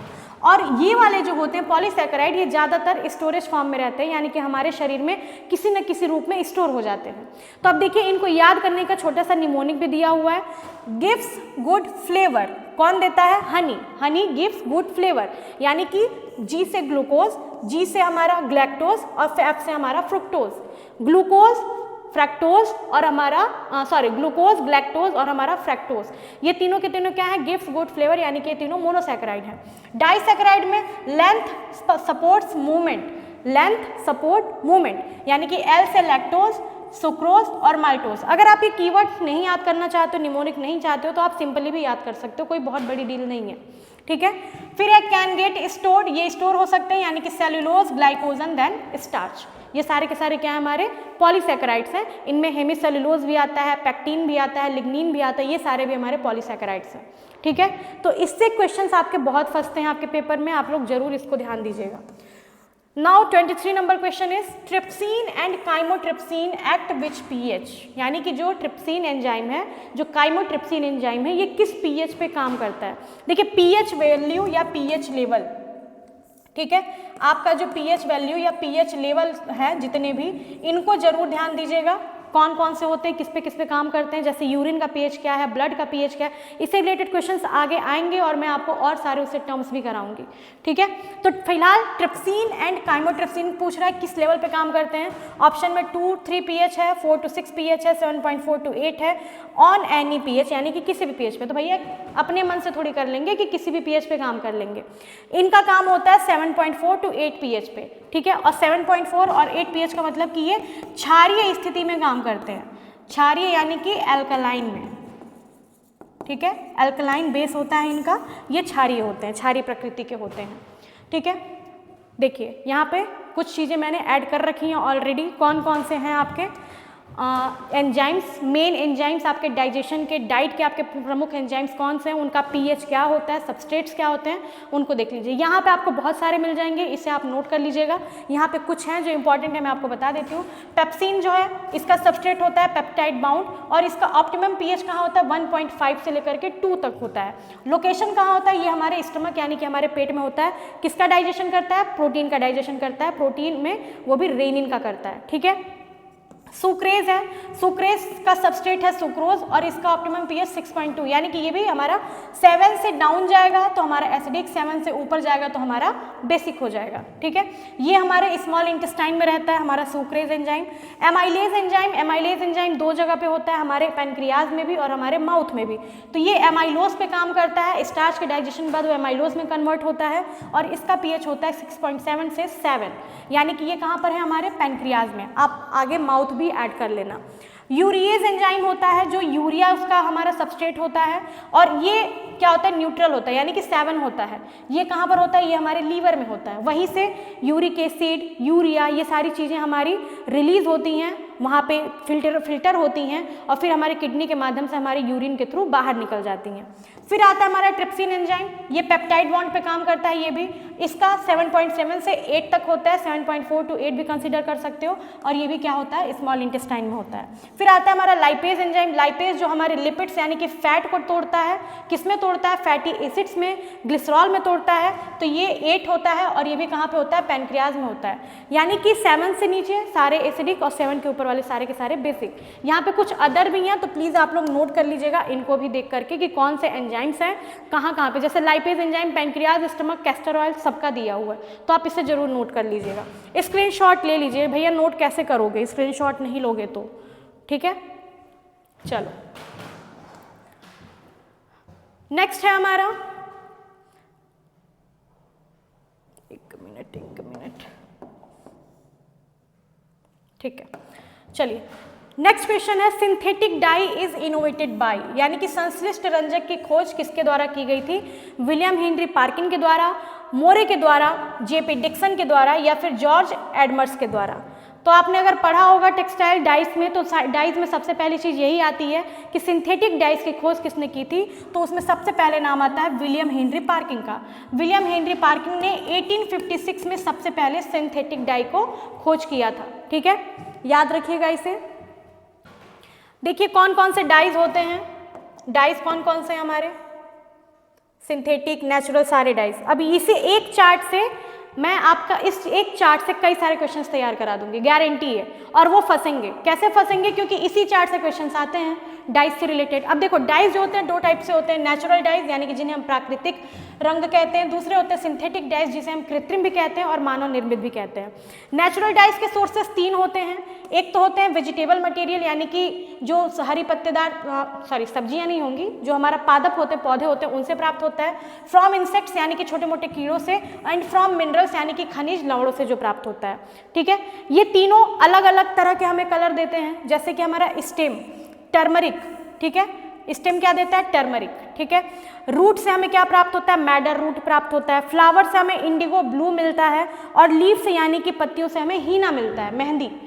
फिर हमारा इंसेक्ट से हमें लैक मिलता है, टायरियन पर्पल मिलता है, और कोइचिनॉल मिलता है। कोइचिनॉल बहुत कॉमन नेम है और ये पेपर में पूछता है। फ्रॉम मिनरल से हमें बफ मिलता है, गोल्ड बफ मिलता है, येलो बफ मिलता है, और आयरन ऑक्साइड से हमें मिलते हैं iron oxide red and iron oxide yellow, जो लोहे की जंग वाले कलर होते हैं वो हमें इनसे मिलते हैं। फिर आते हैं सिंथेटिक डाइज। सिंथेटिक डाई में दो टाइप के डाइज आते हैं, वाटर सॉल्युबल और वाटर इनसॉल्युबल, यानी कि जल में घुलनशील और जल में अघुलनशील। तो जो जल में घुलनशील होते हैं उनमें देखिए direct dyes, acid dyes, basic dyes और रिएक्टिव डाइज, ये चार प्रकार के डाइज आते हैं, direct, acid, basic and reactive. ठीक है, आप इसको याद कर सकते हैं वाटर सॉल्युबल में डाबर, डाबर, ठीक है, लैब्राडोर नहीं, डाबर याद कर लो, डाबर आंवला तेल, बच्चों का तेल, कुछ भी याद कर लो। तो डाबर याद रखो, डाबर से हमारा डी से क्या होगा, डायरेक्ट डाइज, ए से हमारा एसिडिक डाइज, बी से हमारा बेसिक डाइज, आर से क्या हो जाएगा हमारा रिएक्टिव डाइज। ठीक, रिएक्टिव डाइज क्या है, ये डाबर कहाँ है, डाबर तेल है, तेल नहीं समझो, डाबर का एक ब्रांड है, उसका पानी आता है, तो पानी में जो घुलनशील है वो डाबर है, यानी कि direct, acidic, basic and reactive.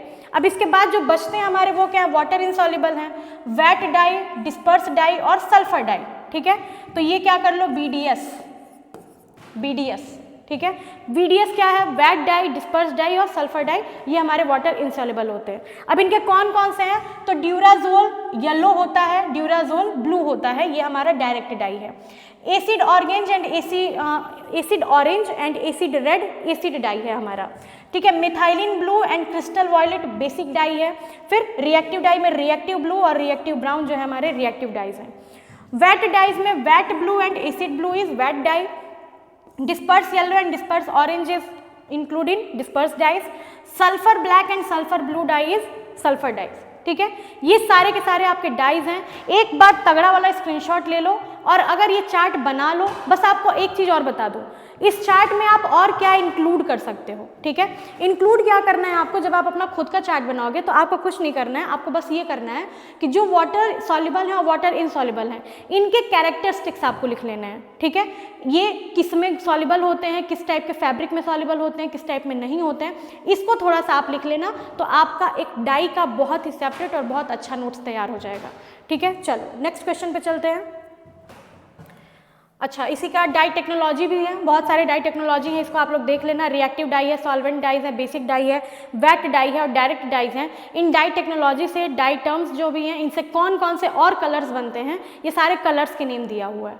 ठीक, सारे याद करना मुश्किल है, लेकिन कुछ कुछ आप लोग याद कर लेना, मैंने बस इंक्लूड कर दिया है।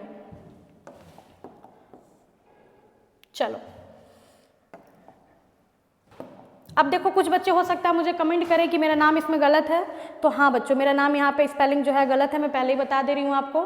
शारदा SHARDA होनी चाहिए, बट ये मेरे से मिस्टेक हो गया, SHRAD हो गया, और ये सारे पेज पे हो गया था, इसलिए मैंने इसको फिर करेक्ट नहीं किया है। चलो 25 नंबर क्वेश्चन, 15 क्वेश्चंस और बचे हैं 40 क्वेश्चंस के टारगेट में। विच of the following is function of लैरिंग्स, function is larynx. लैरिंग्स का निम्नलिखित में से क्या कार्य है, कार्य बताना है आपको कि लैरिंग्स का क्या कार्य है। To allow food into pharynx, क्या ये भोजन को ग्रसनी में जाने देना चाहता है। To allow food into trachea, क्या ये भोजन को श्वास नली में भेजने का काम करता है?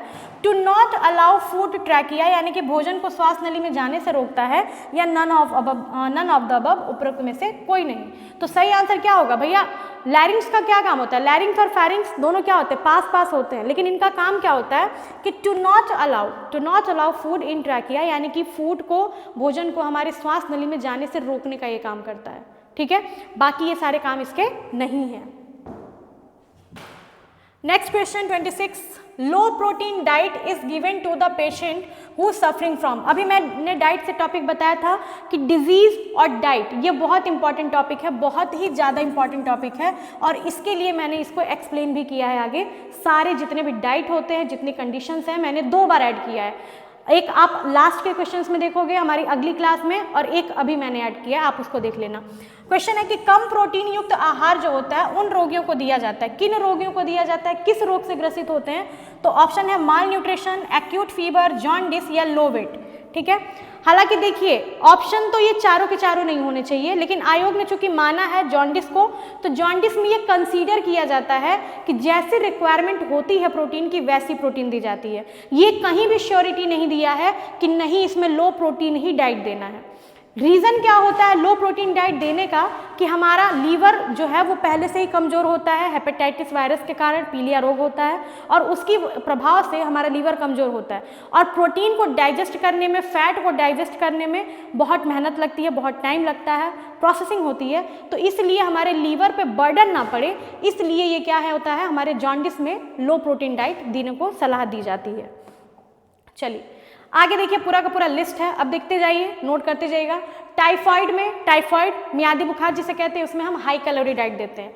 इनडाइजेशन यानी कि अपच या अजीर्ण रोग होता है, यहाँ पे नोट भी करते जाते हैं हिंदी नाम, ताकि आप कंफ्यूज ना हो अगर हिंदी में आ जाए तो। मियादी बुखार, ठीक है, मियादी बुखार में हाई कैलोरी दी जाती है, उच्च कैलोरी, उच्च ऊर्जा दी जाती है। इनडाइजेशन को हम हिंदी में कहते हैं अजीर्ण या अपच। ठीक है, तो इसमें हम क्या करते हैं, इसमें हम सॉफ्ट डाइट देते हैं जो आसानी से खाया जा सके, डाइजेस्ट हो सके। पेप्टिक अल्सर बहुत डर पूछता है, तो पेप्टिक अल्सर में हाई फैट एंड प्रोटीन दिया जाता है, दूध दही का सलाह दिया जाता है लेने को।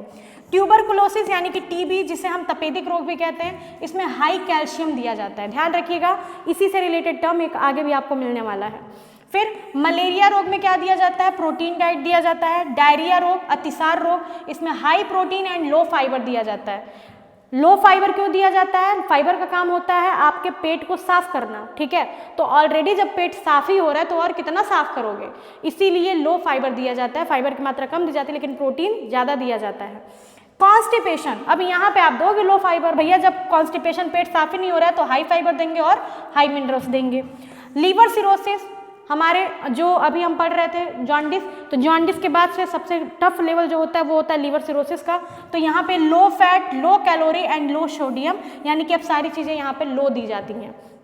फिर हमारा डायबिटीज़ यानी कि मधुमेह रोग, तो यहाँ पे भी low sugar, low fat and low calories, ये सारी चीज़ें क्या करती है, डायबिटीज़ को, ग्लाइसेमिक इंडेक्स को हमारे बूस्ट करती हैं, ब्लड ग्लूकोज लेवल को बूस्ट करती हैं, इसलिए इनको कम दिया जाता है। तो ये चार्ट आपके लिए बहुत इंपॉर्टेंट था। Next question 27 number, the oldest method of hand printing textile is, यानी कि वस्त्रों पर नमूने छापने की सबसे प्राचीन हस्तविधि कौन सी है? तो रोलर प्रिंटिंग है, स्क्रीन प्रिंटिंग है, ब्लॉक प्रिंटिंग है या स्टेंसिल प्रिंटिंग है। अब यहाँ पे देखिए, यहाँ भी एक मतभेद है मेरे हिसाब से, मुझे ऐसा लगता है कि यहाँ पे साफ साफ क्वेश्चन में कह रहा है कि वस्त्रों पर नमूने छापने की सबसे प्राचीन हस्तविधि हैंड मेथड की बात कर रहा है, लेकिन आयोग ने आंसर किसको कंसिडर किया? रोलर प्रिंटिंग को, ठीक है। तो आप अगर हस्तविधि की बात याद रखोगे तो यहाँ पे आपका क्या हो जाएगा, ब्लॉक प्रिंटिंग, ठप्पा छपाई, जिसे आज भी किया जाता है, आज भी हाथ से किया जाता है टेक्सटाइल में, ठीक है ना, बहुत सारे फैब्रिक्स में। तो हाथ विधि, ठप्पा विधि होनी चाहिए, लेकिन यहाँ पे चूंकि आंसर रोलर प्रिंटिंग है तो आप भी रोलर प्रिंटिंग को ही कंसीडर कर सकते हो। चलो अगला क्वेश्चन हमारा 28 नंबर, a market where all the seller sell same item same price is known as, यानी कि एक ऐसा बाजार जहाँ पे जो भी विक्रेता हैं वो एक ही वस्तु को एक ही रेट पे, यानी कि समान वस्तु को समान रेट पे बेचते हैं, तो उसको हम कैसा बाजार कहेंगे? क्या ये होलसेल मार्केट होगा, क्या ये परफेक्ट कॉम्पिटिटिव मार्केट होगा, क्या ये इम्परफेक्ट कॉम्पिटिटिव मार्केट होगा, या फिर ये रिटेल मार्केट होगा? तो सही जवाब क्या हो जाएगा? सही जवाब होगा आपका परफेक्ट कॉम्पिटिटिव मार्केट, यानी कि पूर्ण प्रतियोगी बाजार, जहां पे समान वस्तु है और समान रेट पे बेची जा रही है। ये पूरी तरह से पूर्ण प्रतियोगी बाजार है हमारा, ठीक है। होलसेल मार्केट जहां पे बहुत सारी वस्तुएं होती हैं, सस्ते दाम में मिलती हैं। फुटकर बाजार जहां हम दुकानों पे जा करके हम लोग सामान लेते हैं, जो हमारे आसपास दुकानें होती हैं, ठीक है। और अपूर्ण प्रतियोगी बाजार में सब अपने मन का करते हैं, ठीक है। कोई 10 में बेच रहा है, कोई 20 में बेच रहा है, कोई 100 में बेच रहा है, अपनी मनमानी। 29 number question, who considers extension education as the method imparting knowledge to the total society? यानी कि प्रसार शिक्षा को ग्रामीण समाज को उपयोगी ज्ञान, कीवर्ड याद रखिए, प्रसार शिक्षा, ग्रामीण समाज और उपयोगी ज्ञान देने की विधि कौन मानता है? तो सही आंसर क्या है यहाँ पर डायरेक्ट आंसर लगा दो, दहामा, ठीक है। दहामा जी क्या मानते थे कि प्रसार शिक्षा जो है वो ग्रामीण समाज को उपयोगी ज्ञान देने की एक विधि है। और ये बहुत इंपॉर्टेंट है क्योंकि ये आपके टीजीटी पीजीटी के पेपर में पूछता है। एक्सटेंशन के और भी डेफिनेशंस हैं, ठीक है, उन डेफिनेशंस को देख लीजिए और ध्यान रखिएगा कीवर्ड आपको याद रखना है। अब क्योंकि लास्ट टाइम है तो आप कीवर्ड के थ्रू ही आप आसानी से समझ सकते हो। लीगन्स, लेगांस लिखा है तो लेगांस नहीं होगा, लीगन्स याद रखिएगा कि लीगन्स ने 1961 में, ठीक है, लीगन्स ने 1961 में क्या किया था?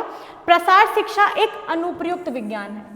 क्या कहा था? अनुप्रयुक्त, अप्लाइड साइंस कहा था, लीगन्स ने कहा था, जिसमें अनुसंधान से प्राप्त ज्ञान जो होता है वो व्यवहारिक अनुभव तथा व्यवहार विज्ञान से प्राप्त सिद्धांतों को सम्मिलित कर किसानों और ग्रामीण जनता को किस तरह की शिक्षा?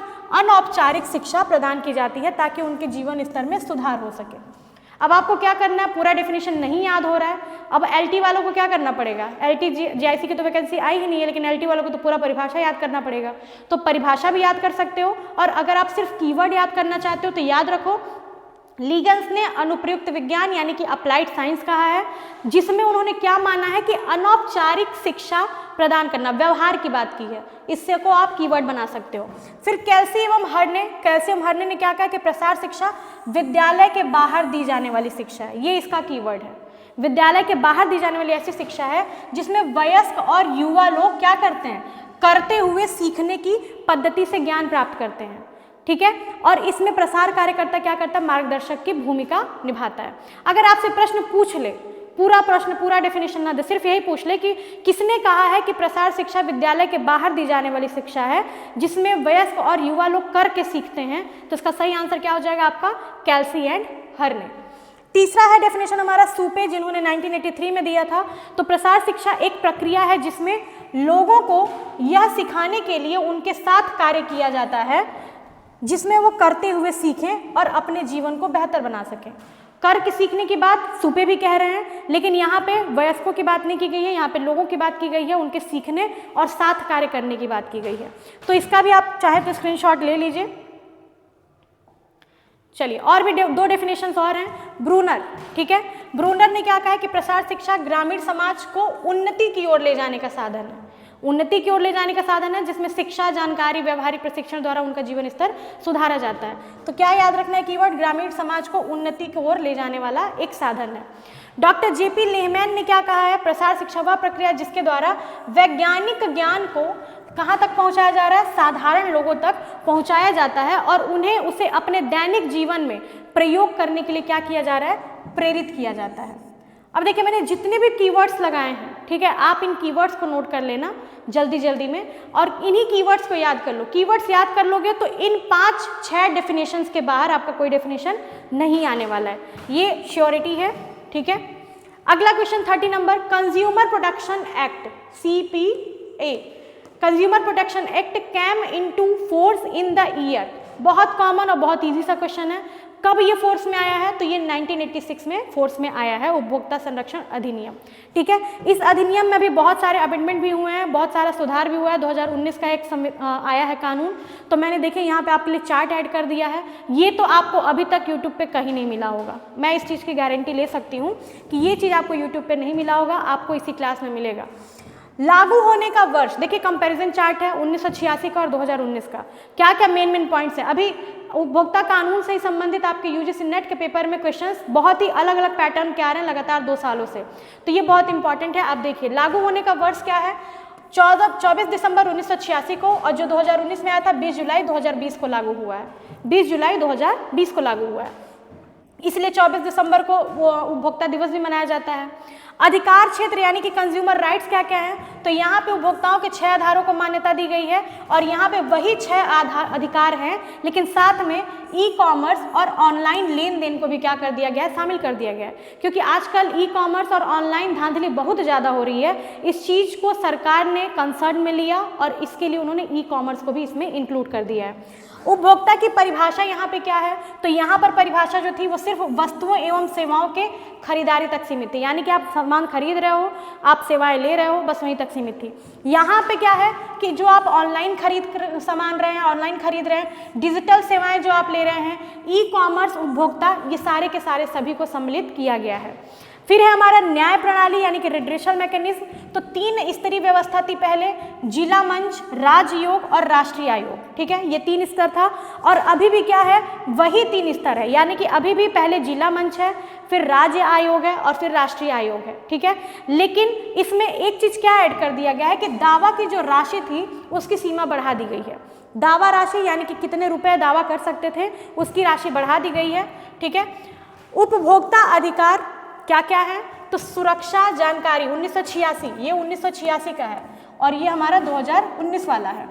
तो सुरक्षा जानकारी, चुनाव, सुने जाने का अधिकार, प्रतिकार व शिक्षा का। देखिए कई बार आपको मल्टीपल ऑप्शंस में आता है कि कौन कौन से उपभोक्ता के अधिकार हैं जो 1986 के दौरान दिए गए हैं, तो प्लीज़ इसको याद कर लीजिएगा। 2019 में इन्हीं अधिकारों को और मजबूत कर दिया गया और अनुचित अनुबंध यानी कि अनफेयर कॉन्ट्रैक्ट को भी क्या कर दिया गया, कवर किया गया है। जुर्माना या दंड क्या है, तो यहाँ पे दंड और मुआवजा क्या था, सीमित था। यहाँ पर भ्रामक विज्ञापन व ई कॉमर्स धोखाधड़ी पर कड़ा दंड और अधिक जुर्माना यहाँ पे लगाया गया है। केंद्रीय प्राधिकरण कौन है, तो कोई विशेष केंद्रीय प्राधिकरण यहाँ पर नहीं था, लेकिन यहाँ पे केंद्रीय उपभोक्ता संरक्षण प्राधिकरण यानी कि CCPA को स्थापित किया गया है, जो कि जितने भी कंज्यूमर मामले होगी उनकी देखरेख, उनकी निगरानी, उनकी समस्या का समाधान में इसका रोल होगा। जो भी नियम बना रहे होंगे वो ये काम करेगी, और इसके पहले 1986 में ऐसा कोई CCPA कानून नहीं था। फिर हमारा ई कॉमर्स व डिजिटल लेन देन, ई कॉमर्स और डिजिटल लेन देन, तो पहले ये शामिल नहीं था, पहले क्या था, शामिल नहीं था, लेकिन वर्तमान समय में जो 2019 का नियम चल रहा है, 19 का कानून चल रहा है, उसमें विशेष प्रावधान किए गए, खासकर अमेजॉन, फ्लिपकार्ट, जोमेटो आदि प्लेटफॉर्म पे भी उपभोक्ता को कानून के तहत इसको लिया गया है, क्योंकि धोखाधड़ी इनसे बहुत ज़्यादा हो रहा था। अमेजॉन पे ऑर्डर करो कुछ और आ कुछ और जाता है, फ्लिपकार्ट को ऑर्डर करो कुछ और आ कुछ और जाता है। तो जितने भी ई कॉमर्स हैं, ऑनलाइन वेबसाइट्स हैं, इनको 2019 के नियम में टारगेट किया गया है, जिनको पहले टारगेट नहीं किया गया था, ठीक है, क्योंकि पहले इतना ट्रेंड भी तो नहीं था। अच्छा, अब देखिए सीमा राशि क्या है, अलग अलग लेवल पे, ये बहुत ही इंपॉर्टेंट हो सकता है आपके लिए, आपकी अगली परीक्षाओं में इससे संबंधित प्रश्न आपके आ सकते हैं। दावा राशि की सीमा 2019 अधिनियम में क्या लाई गई है, तो जिला आयोग पे यानी कि डिस्ट्रिक्ट कमीशन के लेवल पे जो है वो 1 करोड़ तक का दावा हो सकता है, 1 करोड़ तक का दावा डिस्ट्रिक्ट लेवल पे, ठीक है। आप जिस भी डिस्ट्रिक्ट के हो, आप उस लेवल पे जब दावा करोगे तो 1 करोड़ तक का दावा कर सकते हो। राज्य आयोग में 1 करोड़ से अधिक और 10 करोड़ से कम, यानी कि 1 से 10 करोड़ के बीच में दावा हो सकता है। और तीसरा राष्ट्रीय आयोग यानी कि अगर नेशनल कमीशन की बात की जाए तो 10 करोड़ से अधिक के जितने भी दावे हैं वो सारे के सारे हमारा राष्ट्रीय आयोग सुनेगा। लेकिन पहले के नियम में क्या था, 1986 में था कि जो हमारा जिला मंच है वो सिर्फ 20 लाख तक का दावा कर सकता है, राज्य आयोग 20 लाख से 1 करोड़ तक का दावा कर सकता है, और राष्ट्रीय आयोग 1 करोड़ से ऊपर का दावा कर सकता है। यानी कि शुरुआत हुई 20 लाख से 1 करोड़ और फिर 1 करोड़ से ऊपर, लेकिन यहाँ पे शुरुआत ही 1 करोड़ से हो रही है। तो ये बहुत इंपॉर्टेंट होने वाला है आप लोगों के लिए। और देखिए मैं आपका सेपरेट क्लास लूँगी, उसमें जितने नए क्वेश्चन पैटर्न्स आए हैं कि किसमें कौन सी सजा होती है, क्या सजा होती है, ये सारा का सारा मैं कंज्यूमर प्रोटेक्शन एक्ट एक पूरी की पूरी लंबी अच्छी सी मैराथन वाली क्लास लेकर के आऊँगी। लेकिन अगर आप मुझे कमेंट करेंगे तो मैं लाइव भी ले सकती हूँ, लेकिन आप मुझे कमेंट करेंगे तो ही मैं लूँगी। चलिए अगला question 31, which one is not a soft diet, निम्न में से कौन सा सॉफ्ट आहार नहीं है। अब देखिए 9 क्वेश्चन और बचे हैं तो भागिएगा मत प्लीज, आराम से देखिए, बहुत अच्छे अच्छे क्वेश्चन मैं आपको करा रही हूँ। कौन सा सॉफ्ट आहार नहीं है? सूप, पुडिंग, खीर या फिर खिचड़ी। बताना है आपको इनमें कौन सा सॉफ्ट आहार नहीं है, यानी कि कौन सा इसमें मृदु आहार नहीं है। मृदु आहार का मतलब जो आपको खाने में आसानी हो, बहुत पतला भी ना हो, बहुत गाढ़ा भी ना हो। तो सूप, खीर, पुडिंग और खिचड़ी। खीर, खिचड़ी और पुडिंग ये तीनों के तीनों क्या है? ये सॉफ्ट आहार है। लेकिन सूप क्या है? ये आपका तरल आहार में आएगा, ठीक है। अगर क्लियर सूप है तो ये क्लियर फ्लूइड डाइट में या लिक्विड डाइट के अंतर्गत आएगा। अब देख लीजिए टाइप्स ऑफ थेरेपेटिक डाइट। मैंने कहा था ना कि मैं बहुत अच्छे अच्छे क्वेश्चंस आपको कराने वाली हूँ और बहुत अच्छे अच्छे कॉन्सेप्ट के साथ। ऐसा पूरा एक्सप्लेनेशन आपको सच में कहीं नहीं मिलने वाला है। इसीलिए बच्चों, अगर आप अपने दोस्त का भला भी चाहते हो अपने साथ साथ, तो प्लीज़ इसको शेयर कर देना अपने दोस्तों तक, ताकि वो भी सीख सके, पढ़ सके। अगर आप कहीं पर पढ़ाने वाली टीचर हो तो आप उसको भेज सकते हो अपने बच्चों को भी, ठीक है।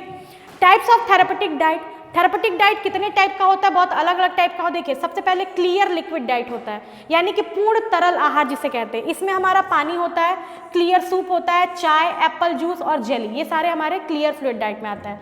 फुल लिक्विड डाइट, ये इसमें हमारा मिल्क, कस्टर्ड, क्रीम सूप और स्मूदीज आते हैं। फिर हमारा सॉफ्ट डाइट, इसमें khichdi, mashed potatoes, curd rice, porridge को भी खिचड़ी कहते हैं, हमारा पुडिंग, ये सारे के सारे हमारे सॉफ्ट डाइट में आते हैं। फिर हमारा regular house diet. Regular house diet जो होता है, इसमें लो फैट मील्स होते हैं और फॉर कार्डियक पेशेंट, यानी कि जो हृदय रोगी होते हैं उनके लिए कम वसा वाला आहार दिया जाता है। High calorie high protein diet एक होता है, जो इसमें हमारे एग्स, मिल्क, पनीर, मीट और नट्स, यानी कि ऐसे प्रोडक्ट दिए जाते हैं जिनमें कैलोरी भी हाई हो और जिनमें प्रोटीन की मात्रा भी ज़्यादा हो। डायबिटिक डाइट होता है जहाँ पे होल ग्रेन्स दिए जाते हैं, ठीक है। डायबिटिक डाइट में होल ग्रेन दिए जाते हैं, ठीक। लीफी वेजिटेबल्स और साथ ही साथ शुगर फ्री फ्रूट्स दिए जाते हैं। फिर हमारा रीनल डाइट आता है। रीनल यानी कि किडनी से रिलेटेड डिजीज के लिए, तो यहाँ पे राइस, एप्पल, कॉलीफ्लावर, गोभी, रिफाइंड फ्लोर, चपाती, ये सारी चीज़ें हमारे रीनल डाइट में दी जाती हैं।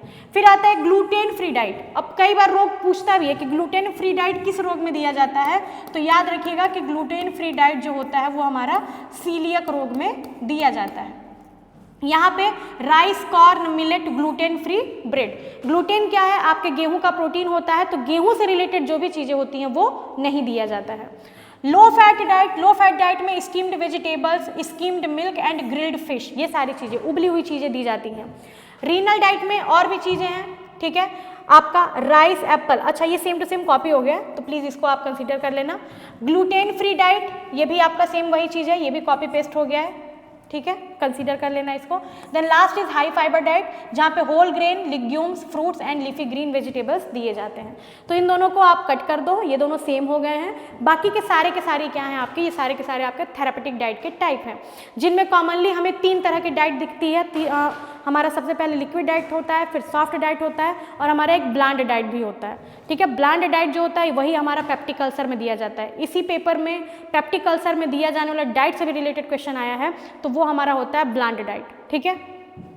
चलिए अगला 32 नंबर क्वेश्चन है कि protein molecules present in cytoplasm known as, यानी कि साइटोप्लाज्मा में उपस्थित प्रोटीन के अणुओं को हम क्या कहते हैं, ठीक है। तो साइटोप्लाज्मा यानी कि कोशिका द्रव्य जो होता है हमारा, तो कोशिका द्रव्य में जो प्रोटीन के छोटे छोटे अणु होते हैं उन्हें हम कहते हैं आरएनए, ठीक है।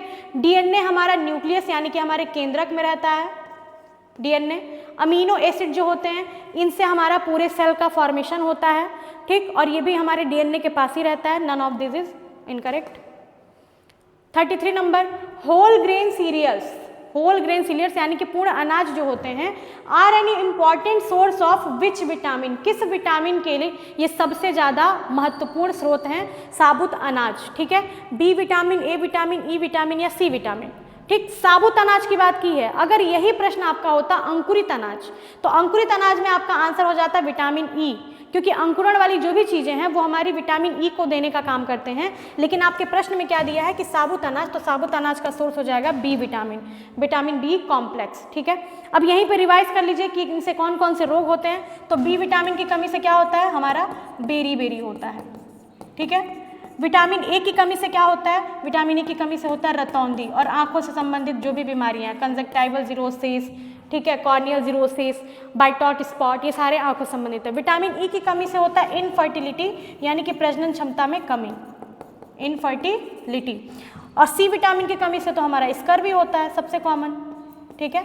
ये सारा का सारा आपने पढ़ा हुआ है। इनके सोर्सेज क्या होते हैं, न्यूट्रिएंट्स का पार्ट है, मैंने पहले ही बताया है, तो इनके सोर्सेज पे भी आप जरूर ध्यान दीजिएगा कि इनके सोर्सेज कौन कौन से होते हैं, ठीक है। Food rich in vitamin B complex, अनाजों के अलावा और किन में होता है, तो फिश में हमारा बी कॉम्प्लेक्स पाया जाता है, बीफ लीवर में होता है, चिकन में पाया जाता है, एग्स एंड डेयरी प्रोडक्ट में होता है, स्पिनिच यानी कि पालक में होता है, बनाना केला में भी हमारा विटामिन बी कॉम्प्लेक्स होता है, नट्स एंड सीड्स होता है, ओट्स और हमारे बीन्स यानी कि जो दलिया वगैरह होते हैं उनमें भी हमारा विटामिन बी कॉम्प्लेक्स पाया जाता है। 34 number question, which one is common in plant cell and animal cell, ठीक है।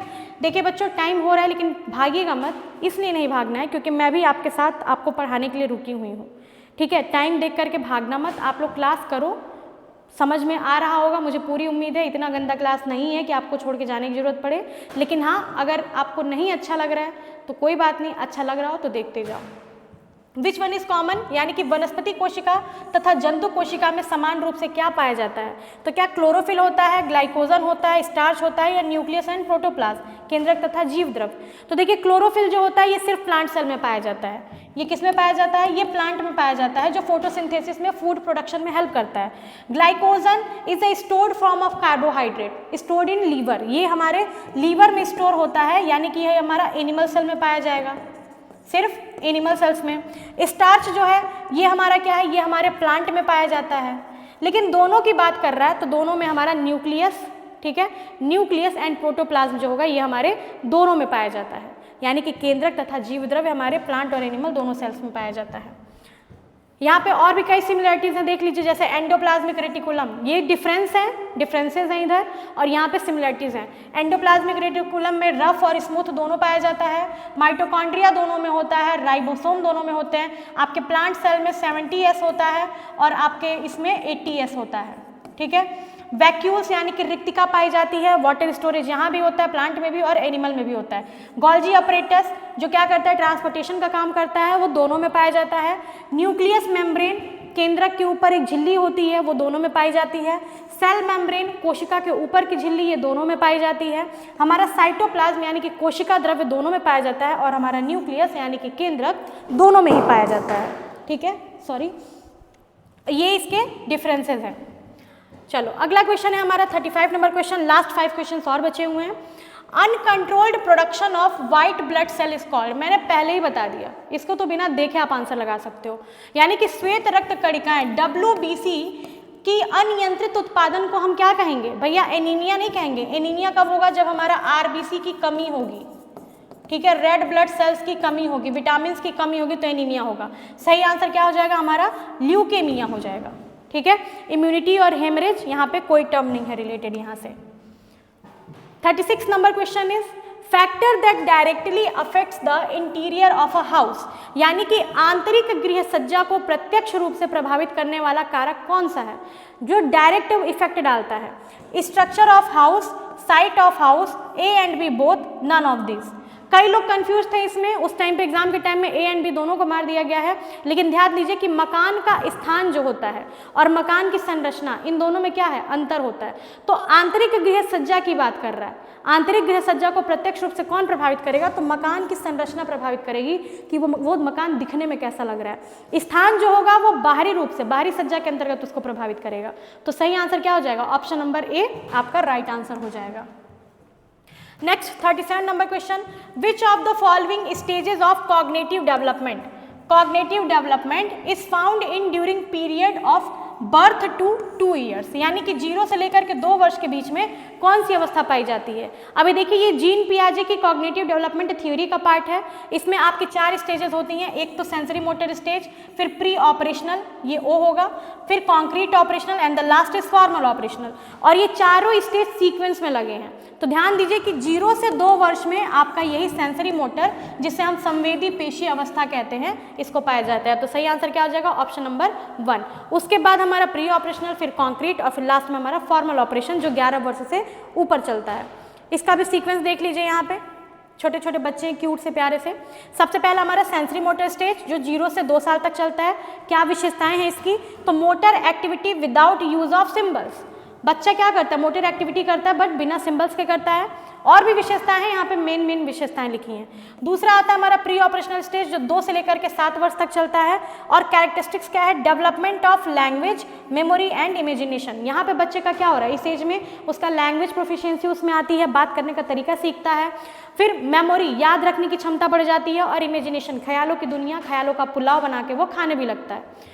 फिर आता है कॉन्क्रीट ऑपरेशनल स्टेज, जिसको ख्यालों की उम्र कहते ही हैं, दिवा स्वप्न की अवस्था कहा जाता है। ठीक है, ये हमारा, ये कब से कब तक आता है, 7 से 11 वर्ष तक की अवस्था आती है।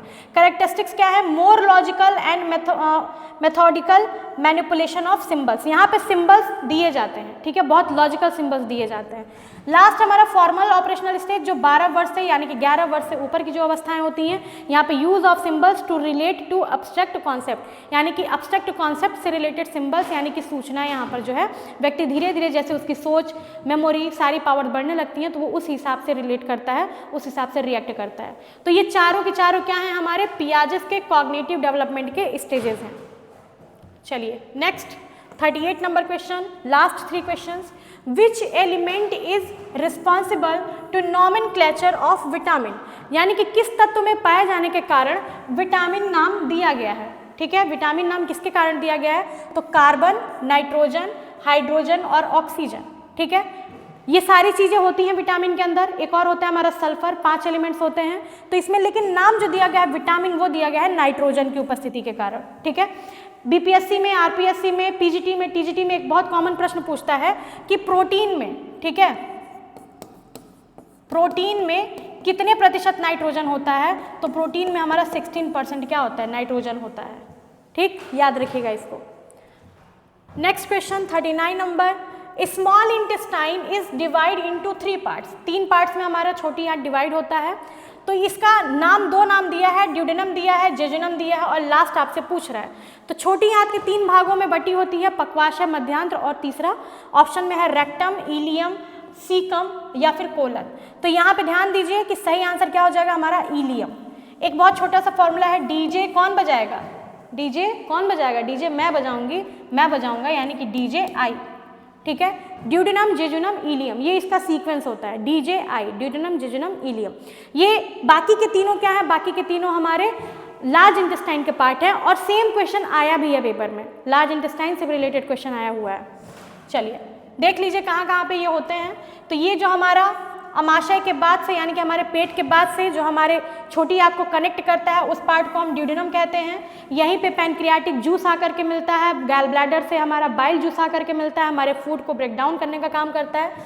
फिर बीच में, बीच का पार्ट जहाँ पे अब्जॉर्प्शन और बाकी चीज़ें होती हैं, फूड और ब्रेक डाउन होता है और टूटता है, तो जेजुनम कहलाता है। और लास्ट में जो कनेक्टेड पॉइंट होता है, जो बड़ी आंत से इस लार्ज इंटेस्टाइन से कनेक्ट होता है, उसे हम इलियम कहते हैं। यानी कि हमारा डीजे आई, डीजे कौन बजाएगा, डीजे हम बजाएंगे। चलो last but not the least, इसके आगे अभी आपके बहुत से क्वेश्चंस हैं जिन्हें मैं 2 पार्ट्स में और कराऊंगी आपको। ठीक है, developing objectives is a step of, यानी कि उद्देश्यों का विकास करना किसका चरण होता है। तो उद्देश्यों का विकास करना किसका चरण है, क्या ये कंट्रोलिंग का है, प्लानिंग का है, पॉलिसी मेकिंग है, या फिर एवेल्यूएशन है। उद्देश्य की बात कर रहा है। उद्देश्य कब हम डिसाइड करते हैं, जब हम किसी चीज़ का प्लान करते हैं, नियोजन बनाते हैं। ठीक है, तो इवेल्यूएशन ऑब्जेक्टिव्स हमारा जो किस में आएगा, वो हमारे प्लानिंग में आएगा। किसी भी काम को करने से पहले हम क्या करते हैं, प्लानिंग बनाते हैं, और उसी प्लानिंग में डिसाइड करते हैं कि हमारा गोल क्या होगा, हमारा एम क्या होगा, फिर कौन से स्टेप्स होंगे जिसके थ्रू हम उसे पाएंगे, फिर लास्ट में इवेल्यूएशन करेंगे। तो ये 40 के 40 क्वेश्चन आपके हो गए। इंपॉर्टेंट कॉन्सेप्ट्स के साथ मैंने आपको विथ फुल एक्सप्लेनेशन करा दी है सारे क्वेश्चंस। और इन 40 क्वेश्चन से मैं श्योर हूँ कि नहीं ज़्यादा तो आपके +40 क्वेश्चंस और तैयार हो जाएंगे। इन 40 क्वेश्चन से +40 इसी कॉन्सेप्ट से रिलेटेड आपके क्वेश्चंस तैयार हो जाएंगे। ठीक है, तो आई होप कि आपको अच्छा लगा होगा, समझ में आया होगा। लास्ट में क्या ही कहना है, आप सब समझदार हैं। यहाँ तक अगर आपने देख लिया है तो आप लाइक शेयर सब्सक्राइब खुद कर ही देंगे। फिर भी रिक्वेस्ट है कि प्लीज़ अधिक से अधिक शेयर करिए ताकि ग्रोथ और बढ़ सके, मेरी जो मेहनत है वो भी सफल हो सके। ठीक है, शेयर करिए। अगर आपने अभी तक सब्सक्राइब नहीं किया तो सब्सक्राइब भी कर दीजिएगा। Thank you so much. मिलते हैं फिर इसी तरह की एक बहुत ही ढांसू सी क्लास में अगले टाइम पे। Bye bye.